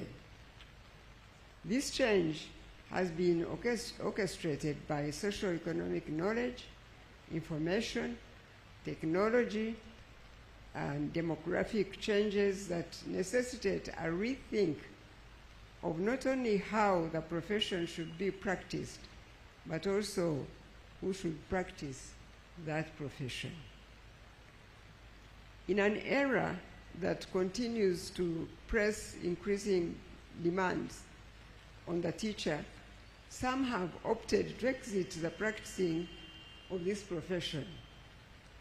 On the other hand, some teachers have chosen to adapt to the dynamic context of the profession. But on a day such as this, we recognize the contribution by both past and present teachers with this hope that a new generation of teachers is also rising to carry on with a noble call. As is obvious to all of us, the current generation of teachers is neither the first nor the last we shall have as a country. There are those who have gone before you, whose voices from the ages past still ring as loud today. Those voices of the past teachers still ring as loud today because of the indelible mark they left on our lives when we were learners. They touched our parents or guardians, and we witnessed some teachers whose contribution has transcended the school community to touching an entire nation and nations. Therefore, in keeping with this year's World Teachers' Day, a theme that says valuing teachers' voices towards a new social contract for education, unquote, the voice of the teacher has immense influence that transcends the life of the learner and one's classroom environment.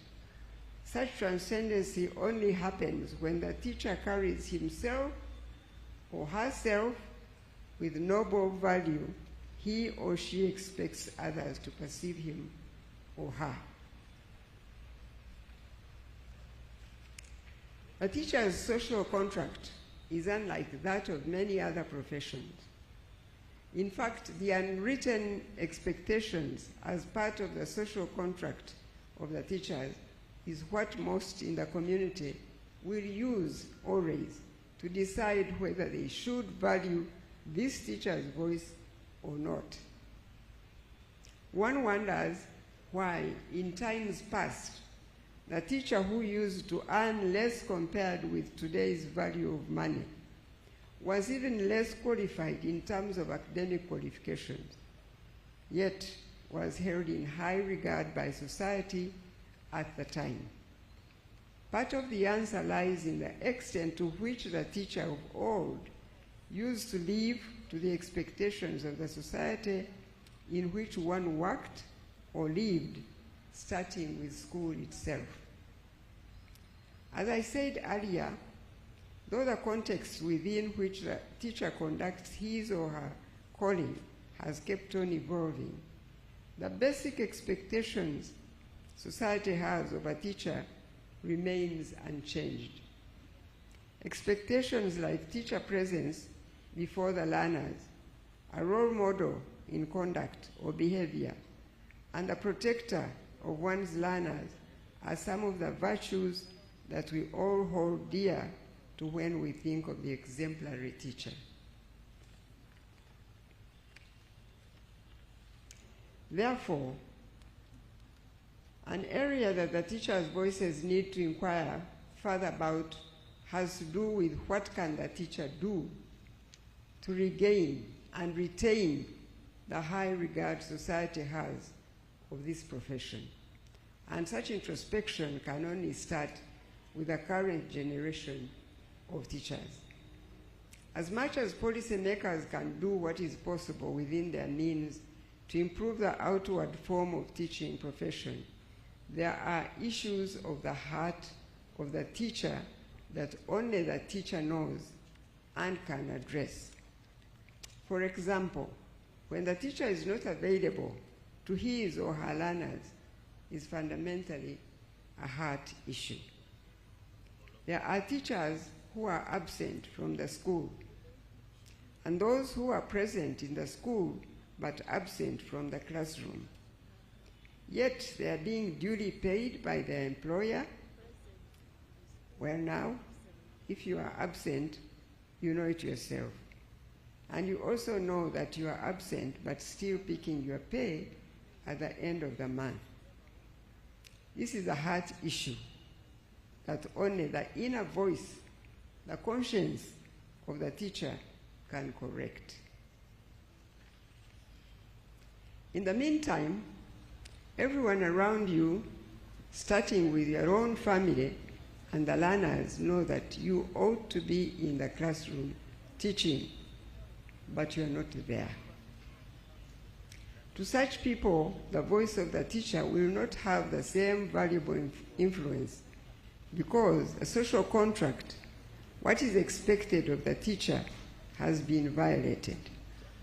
And even when you stand before them to talk, they'll be asking questions because they see a contradiction between what they expect their teacher to be in terms of conduct and what is before their own eyes.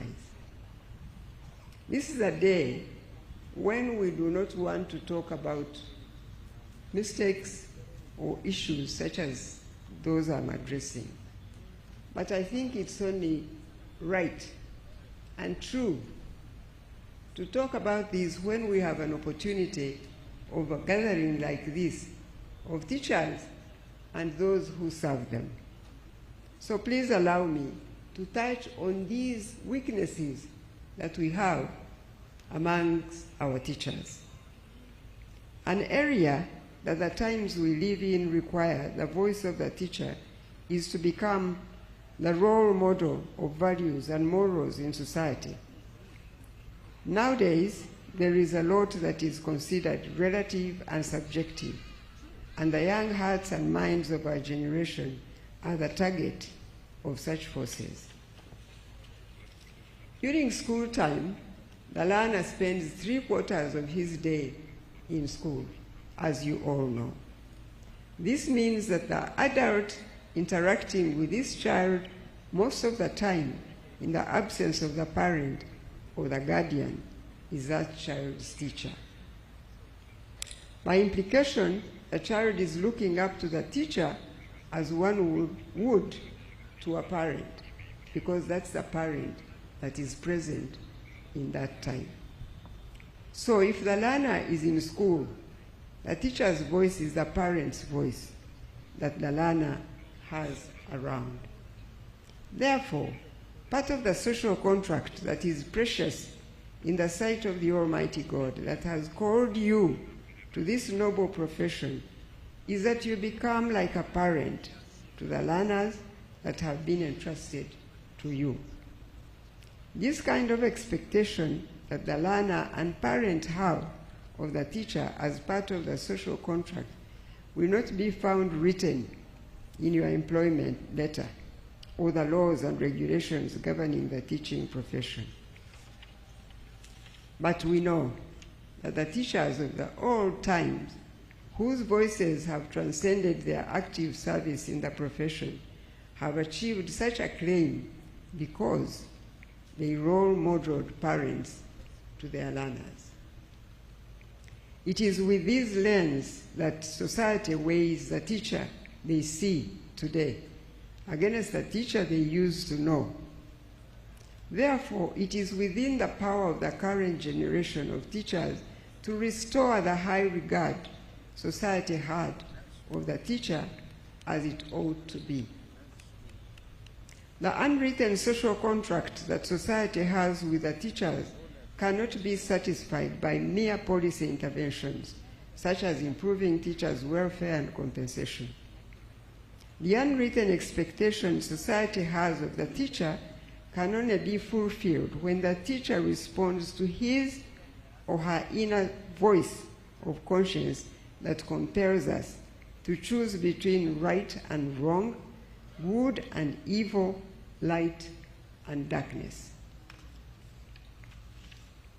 And as the government has demonstrated, the pay for its teachers shall be improved in a phased manner as resources become more available. And we all look forward to a time when all teachers are paid competitively in spite of what they studied and their level of qualifications. But we all have witnessed the fact that money or pay alone does not make someone make the right or correct choices in life at one's place of work. For example, it is a fact that teachers employed by government are paid better and regularly compared with their counterparts in the private sector.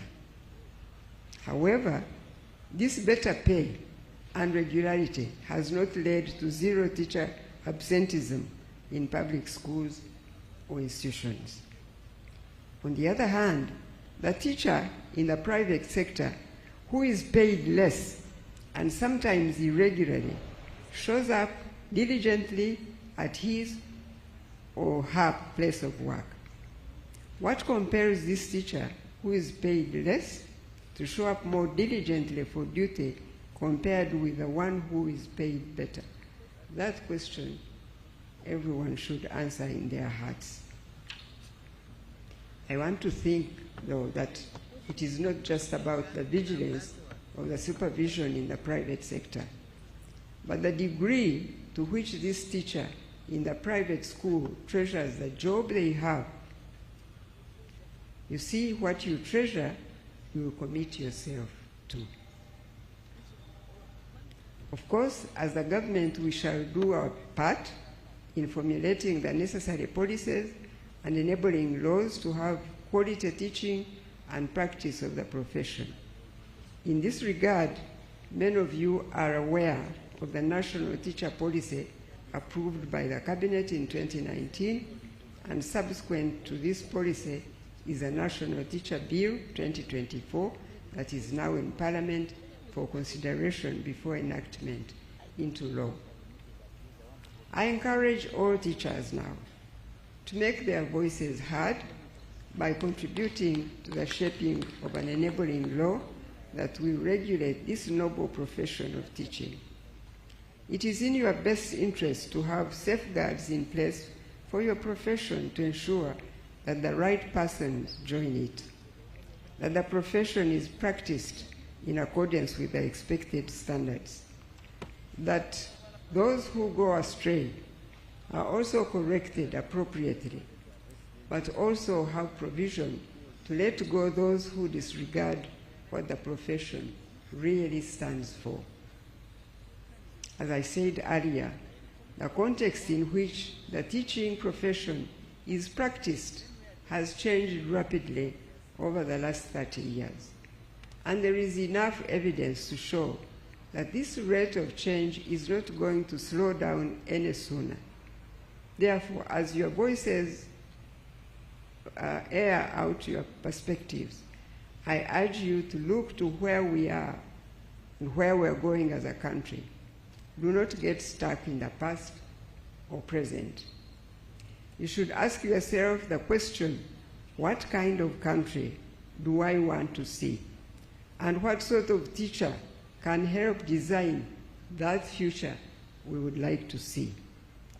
Sometimes human nature holds us back from dreaming big because we only use the eyes of the past and present situation to judge what the future shall be.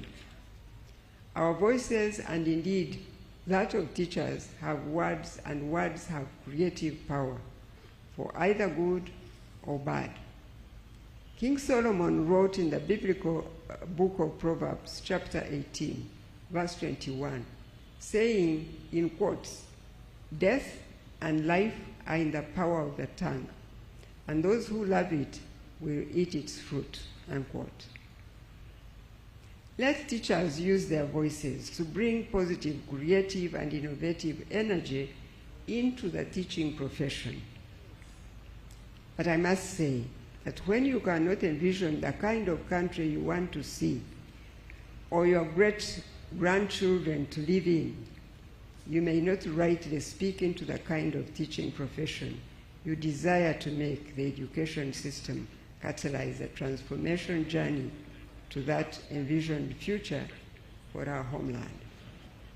Therefore, as teachers, let your voices be used to speak beyond gratification of the self or the present, but the future, and have the peace of mind and heart that perhaps you may not even be alive to enjoy the beautiful future you have helped create through your own voice. The beauty in the education system in those countries that we so admire, and some of you will do anything to live in such countries, were envisioned and were designed by the forefathers of those countries, who never got to enjoy the beautiful future they envisioned. But their offsprings and their descendants have brought to life that distant future their forefathers envisioned for their countries. And much as the teaching profession is a noble one, I want to remind you that the nation cannot be transformed by teachers alone. It takes more than one profession to transform a nation. Each profession, small or big, playing its part. This calls for humility and patience in the work teachers do and speak for. Such humility is exemplified in Apostle Paul's first letter to the church at Corinth in chapter 12, verses 14 to 22, where he says, in quotes, "For in fact, the body is not one member, but many. If the foot should say, because I'm not a hand, I'm not of the body, is it therefore not of the body? And if the ear should say, because I'm not an eye, I'm not of the body, is it therefore not of the body? If the whole body were an eye, where would be the hearing? If the whole were hearing, where would be the smelling? But now God has set the members, each one of them, in the body just as he pleased. And if they were all one member, where would the body be? But now indeed there are many members, yet one body. And the eye cannot say to the hand, I have no need of you. Nor again the head to the feet, I have no need of you. No, much rather, those members of the body which seems to be weaker are all necessary. I say this because there continues to be agitation about the delay in raising the pay for all teachers vis-à-vis some categories of public servants. Trust me, this government is committed to improve the welfare of all employees, but the resources constraint does not allow everyone to be brought on board at the same time. Certainly, when your turn comes for all teachers, it will be an amount that is meaningful as opposed to the agitation of that everyone should get a piece of the little that is available. If that were to be the case, the little that you would get would be meaningless to all of you, and then you would all be in the same situation that we are trying to lift out everyone, but one at a time. In conclusion, I have no doubt in my mind that the government is committed to fulfilling its part of the social contract with the teacher. Likewise, when each teacher resolves in their heart to listen to that inner voice, to fulfill one's part of the social contract for education, we shall witness a turnaround in the quality of our teaching and learning in this country. It is then, and only then, that the teacher's voice shall the kind that transcends the current times and seasons, the classroom and the school community, to touching the entire nation, to the glory of God. Now, I do not want to end without thanking God for making Ireland a blessing to Uganda. The successive Irish ambassadors to Uganda have all truly walked with us on this journey of uplifting the teaching profession. For example, since 2016, more than 200 Ugandan teachers who demonstrate outstanding performance have been taken to Ireland to benchmark practices in outstanding schools and institutions. And we do know that once these teachers have returned to Uganda, they have continued to excel in their job and place of work. Ambassador Kevin Corrigan and your predecessor, Ambassador William Carlos, thank you for being used of God to not only wish us well, but also support our teachers to have the opportunity to learn from their fellow professionals in Ireland. And I want you to convey our appreciation to the teachers who have been willing to come from Ireland, who came from Ireland many years ago and were willing to come to Uganda and work in our schools and institutions for a long time. Please know that we value and we honor your dedication and the sacrifices that were made. Once again, I extend my heartfelt thanks to all our esteemed guests and everyone who has joined us in celebrating this year's World Teachers' Day. It is now my singular honor and pleasure to invite the President to address you, and I thank you, and God bless you all.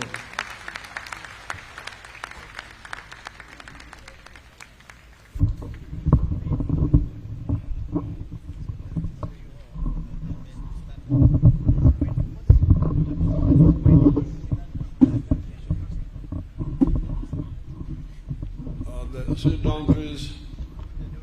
The Honorable Minister of Education and Sports, all the other ministers, the Permanent Secretary, Their Excellencies, the ambassadors, the leaders of the teachers' unions, and all the teachers who are here today, and the children who are here.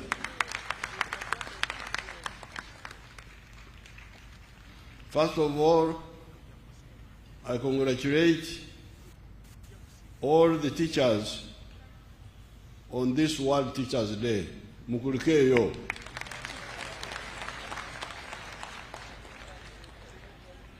Secondly, I congratulate the 12 teachers who excelled and got prizes.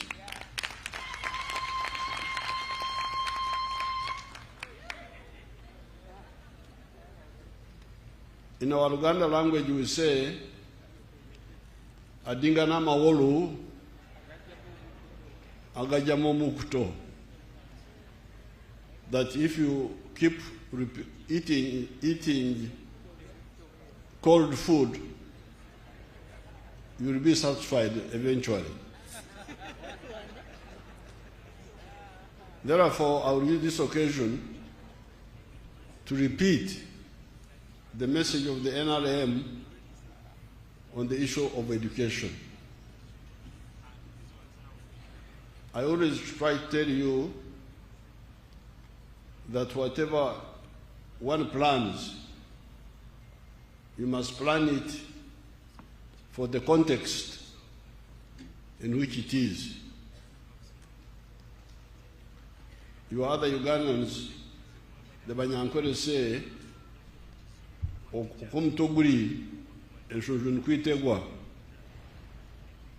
which means that the hairstyle depends on the the hairstyle depends on the shape of the head. If you have got a big head, the hairstyle will also be similarly affected. Therefore, our plans depend on the history and the capacity of Uganda. I have told you a number of times that by independence, there was a small island of a modern economy surrounded by a sea of underdevelopment.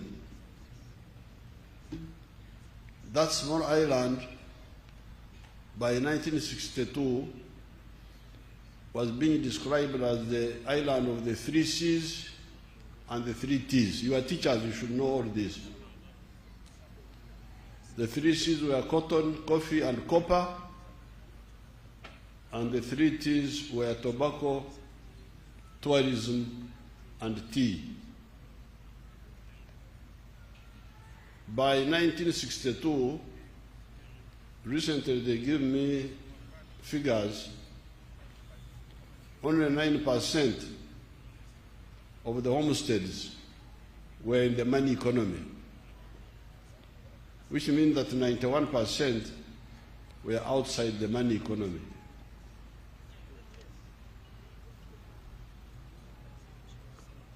Now, in 1970-71, Idi Amin came in and destroyed the small island of the money economy. Out of the 3 C's, only coffee kept limping on. The others collapsed, copper and cotton. Then out of the 3 T's, only tobacco survived.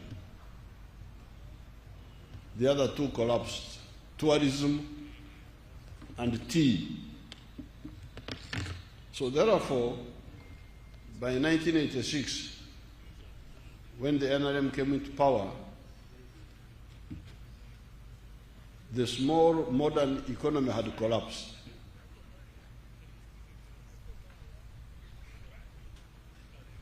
And we had now to deal with the challenges that presented. And we have handled it in phases. Phase 1 was what we called minimum economic recovery,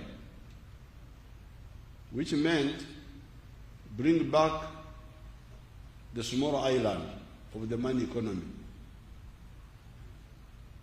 and deal with the problems of shortages of what they were calling essential commodities, of sugar, of tea, of soap, and so on.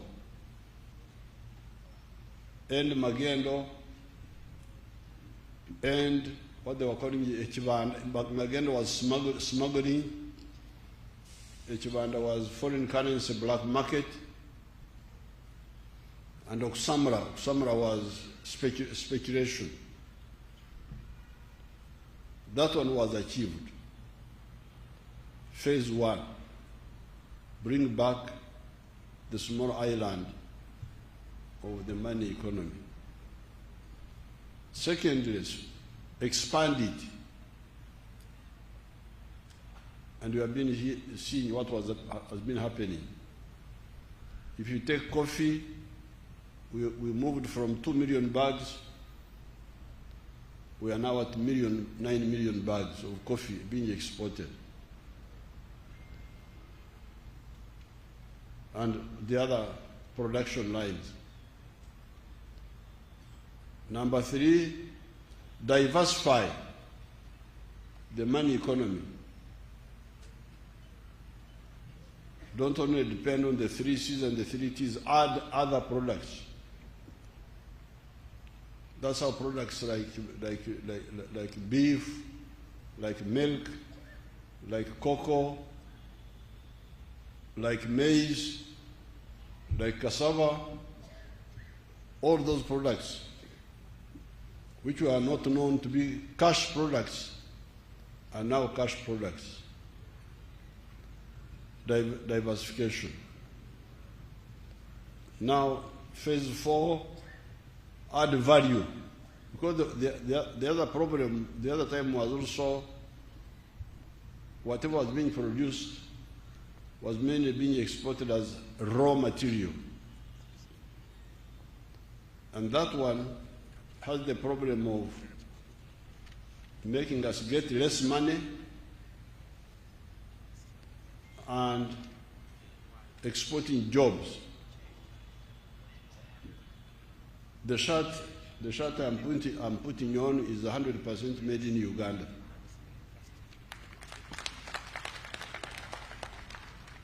And if you analyze this shirt here, you will see 6 levels of jobs. People are always talking about jobs, but they never bother to find out where the jobs come from. Level 1 of this shirt is to grow the cotton.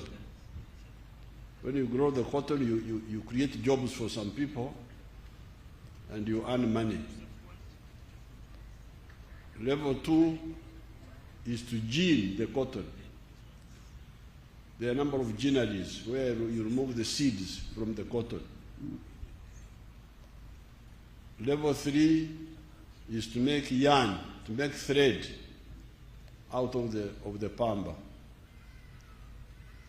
That means if we export cotton 1 kilo, after you have removed the seeds, you may get $1 per kilo. But if you make yarn, the value goes up. And you also create jobs for the people who work in the spinning factory to make the yarn. Level 4, weave the cotton. You weave it into a cloth, into a jora, into a fabric.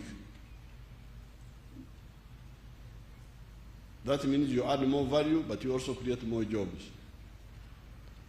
Level 4, print colors into the fabric. More value, more jobs.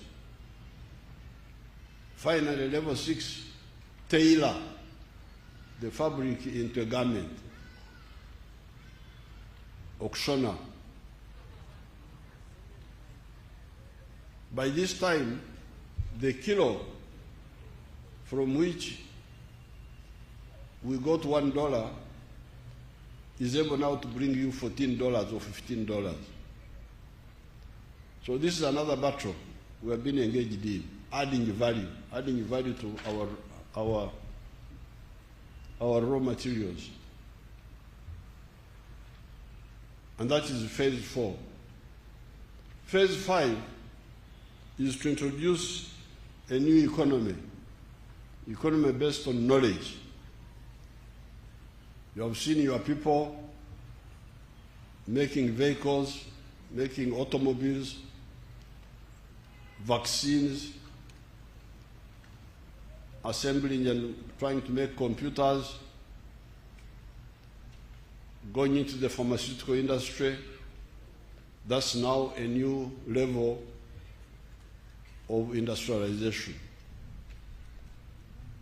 Now, when we are doing all this, we need money for supporting the economy, for building infrastructure, and also for supporting social services, which include health, education, and so on. And this is where we get now another point which I would like you to appreciate. When the other small economy of the colonial times, even before it collapsed, the education we went through was elite education. Education for a few.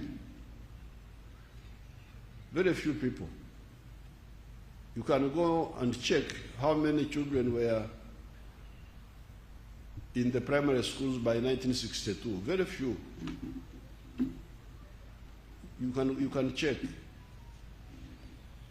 how many children were in the primary schools, how many pupils were in the secondary schools. Very few. So the education at that time was for a small number of people, for a few people.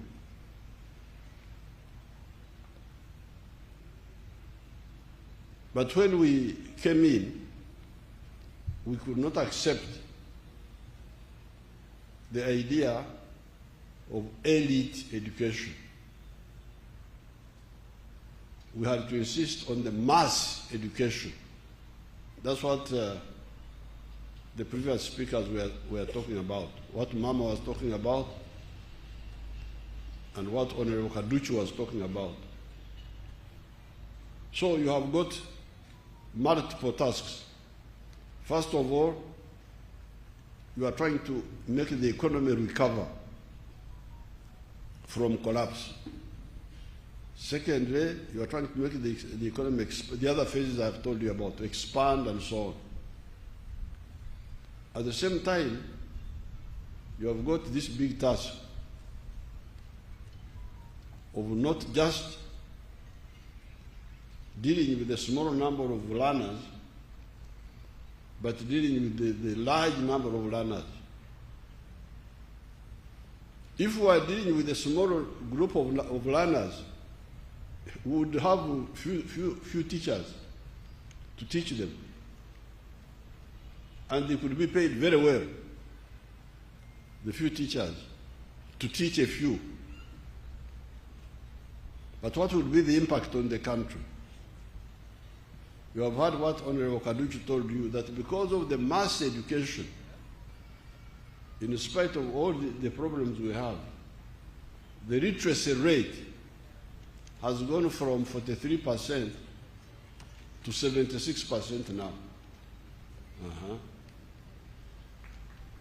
So now,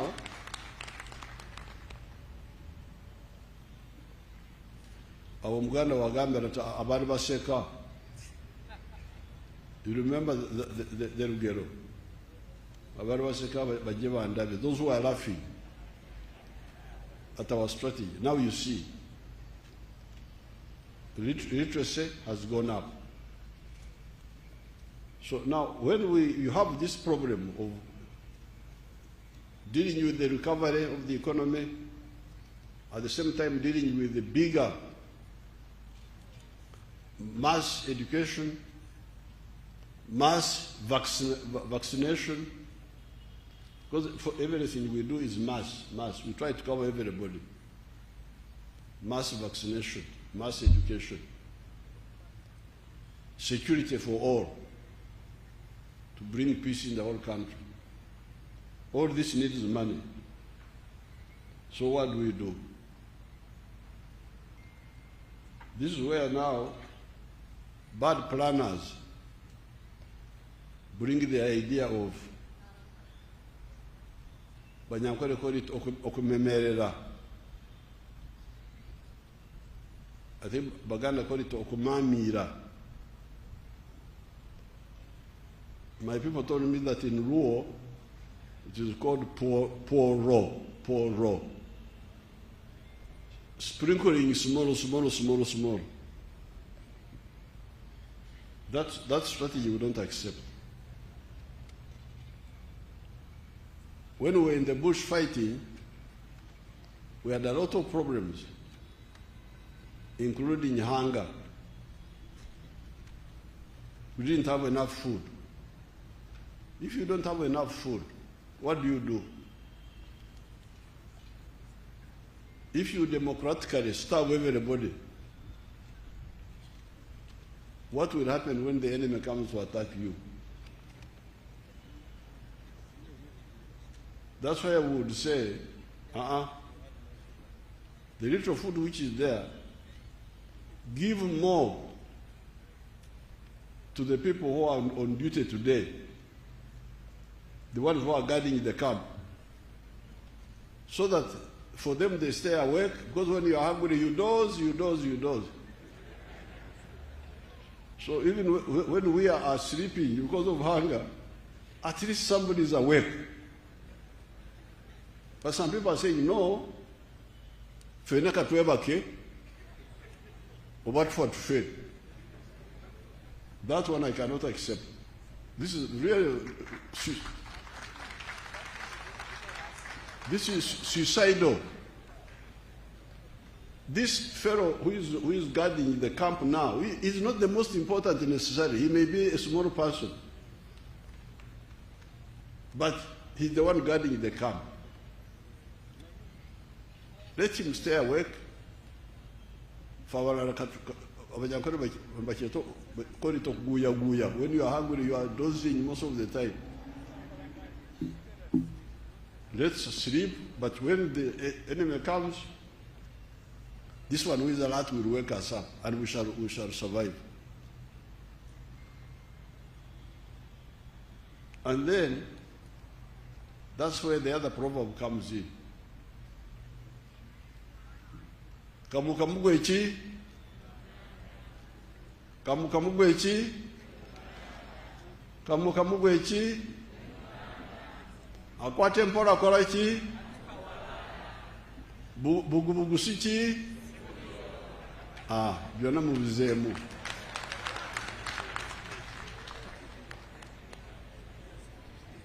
So therefore, I would really encourage, because if you see the economy is growing, like for instance, when we put more money in 2006, we put more money on the roads and put more money on electricity. Now we have got surplus electricity. With the Karuma, with the Simba, now we have got surplus electricity. It came because we put more money from 2006. You remember 2005, those who are old enough, remember we had a problem of load shedding.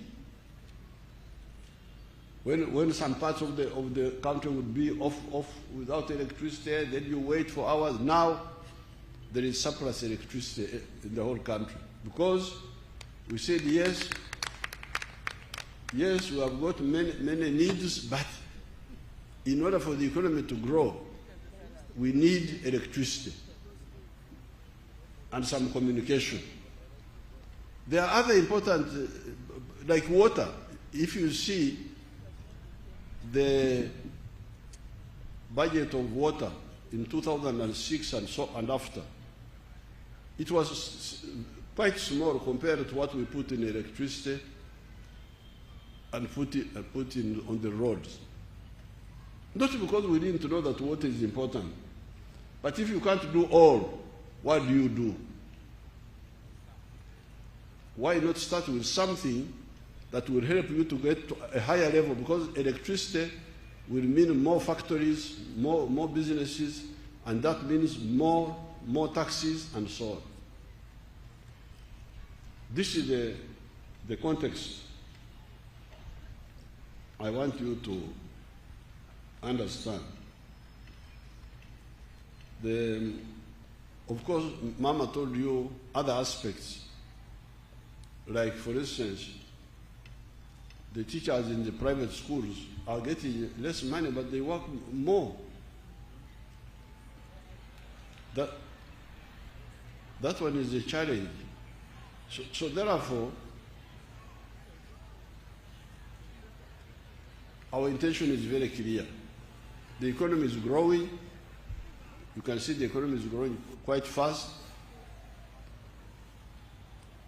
You have seen inflation is low. Our target is to pay all the public servants well, but also increase the numbers of the public servants. when we closed the schools, the number of the children who were sent home were 15 million children. Now, if you take the teacher pupil ratio of 50 per teacher, that means we need 300,000 teachers for 15 million children. In our time, it was one teacher to 40 pupils. So you can see we need more teachers. But now we are not able to hire them. But where we are going as the economy is growing, and if we all act together instead of empaka, instead of arguments and then struggles,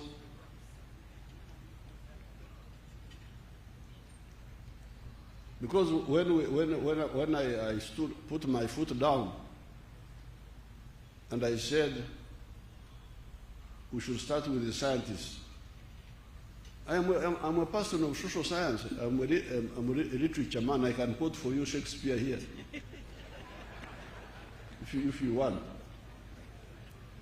But we had a problem in Soroti. Soroti, we have got a very good flying school there. Soroti Flying School. Now, some of our people are trying to bring this democratic suffering, that we should all democratically suffer.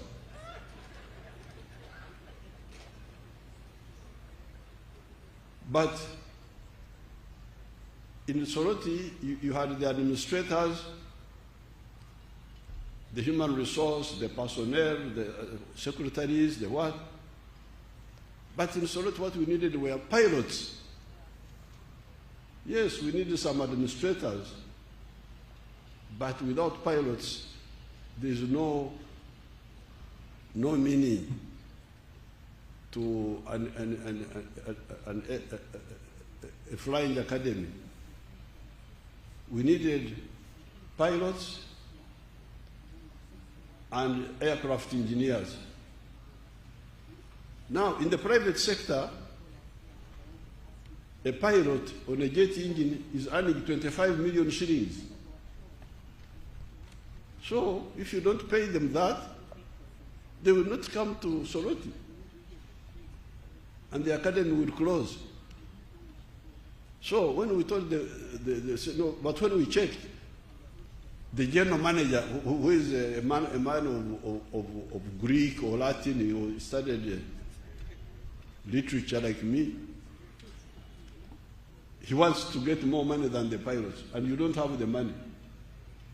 So we told the Soroti people, please, here we need pilots. There may be smaller people in terms of rank, but they are the ones we need. So we started paying the pilots what they should be getting in the private sector, in the aircraft company, in the airlines. And the academy now is big business, attracting students from many parts of Africa. So this is what we are talking about. What do you do? What we need now in the case of Soroti, what we cannot do without the human resource person can resign and go, and we get another one. The personnel person can resign,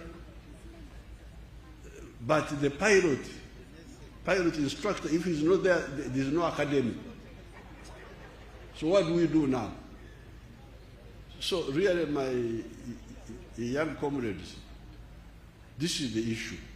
We don't have to waste time on this. It is clear we have, some of us have been involved in all this for a very long time. When we were fighting, that's what we did. We had many needs. You need clothes. You need medicine. You need shelter. But when we were fighting, what we needed most was a rifle and the bullets. How about clothes? Don't worry. If you get them, put them on. If you don't, even a naked person can shoot you.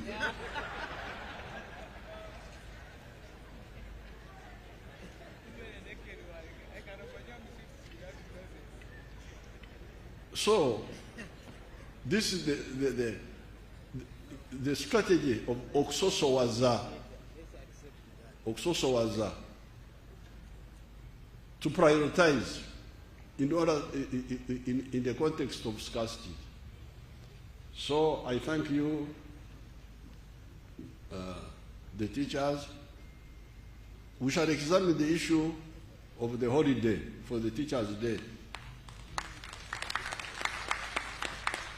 Although we already have many holidays, because in Uganda Saturday is a holiday,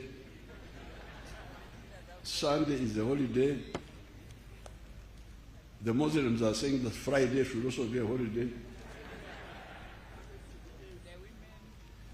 So we shall end up being on holiday the whole week. Now, if you add all the other holidays, you go and total up the holidays in a year. Next time we meet as Teachers' Day, I will bring you the figures. How many out of the 365 days, how many holidays are there? And how many days of working? This one study, I will report back when to your people. I want to thank Ireland, the country of Ireland. They are very good friends. They always help. Sincerely, I thank them so much. And as Mama was saying, the Irish teachers are always doing a great job. Sister Kefas is the one who educated our girls at Namagunga. Then you have got Dr. Dagan. Dr. Dagan was very active in Zambia. We really appreciate convey our thanks to the Irish people. They are good friends. And the ambassadors are also very active and friendly people. With these few words, I congratulate you again, and I wish you good luck. Tomorrow, mpora yokorachi? Mpora yokorachi? Akwate mpora yokorachi? Waro abatakiriza Katonda abayambi. Thank you very much. Thank you very much, Your Excellency. Your Excellency, we beg for your indulgence. There is a moment of signing a dummy check for the pledge you gave to the Teachers' Circle, which you honored. And so this is the moment when the following group of people should come closer to His Excellency to witness the signing. May I call upon all the honorable ministers present to join that witness ceremony. Honorable Minister of State for Primary Education, Honorable Minister of State for Sports, Honorable Minister of State for People with Disabilities, Honorable Minister of State for Kampala. May I also request that the Permanent Secretary, Minister of Education, joins that team, as well as the Chairperson of the Education Committee of Parliament. And finally, the representatives of the unions, the following chairpersons of the unions should also step forward. Elong Vincent, Mugaiga Aaron, Mutesa Sira Evans, Erima Jackson, Alum Susan, Mwamula Juma. So the moment now is witnessing the signing of the dummy check from His Excellency the President in fulfillment of the pledge of 20 billion shillings towards the teachers' circles. A louder hand clap for His Excellency for that offer as we get into that session. We are guided that after His Excellency and Mama have signed, the rest of us may sign later.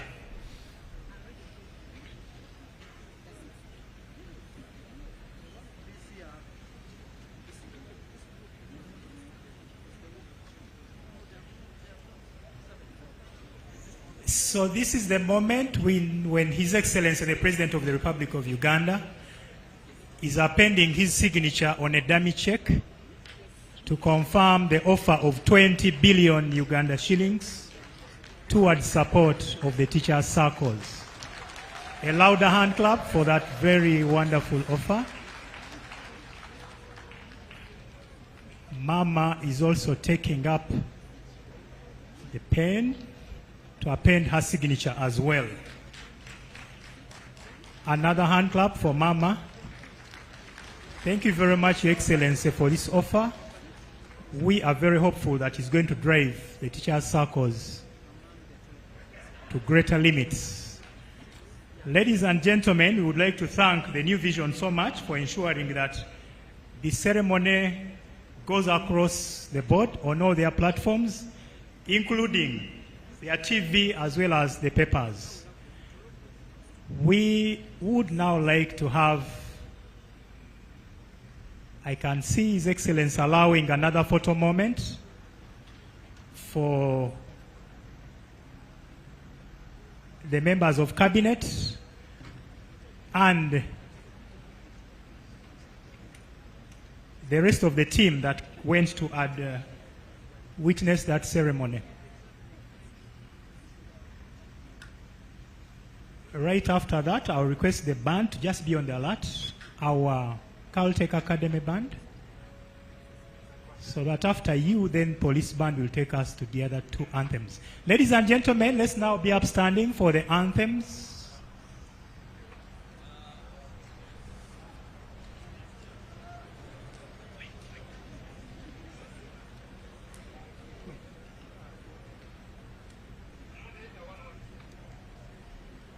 So we get to the anthems. May I request Caltech Academy to lead us in the teacher's anthem. Then police band will take us through the East African and the national anthem. And the rest of the activities will continue as we witness the departure of our chief guest.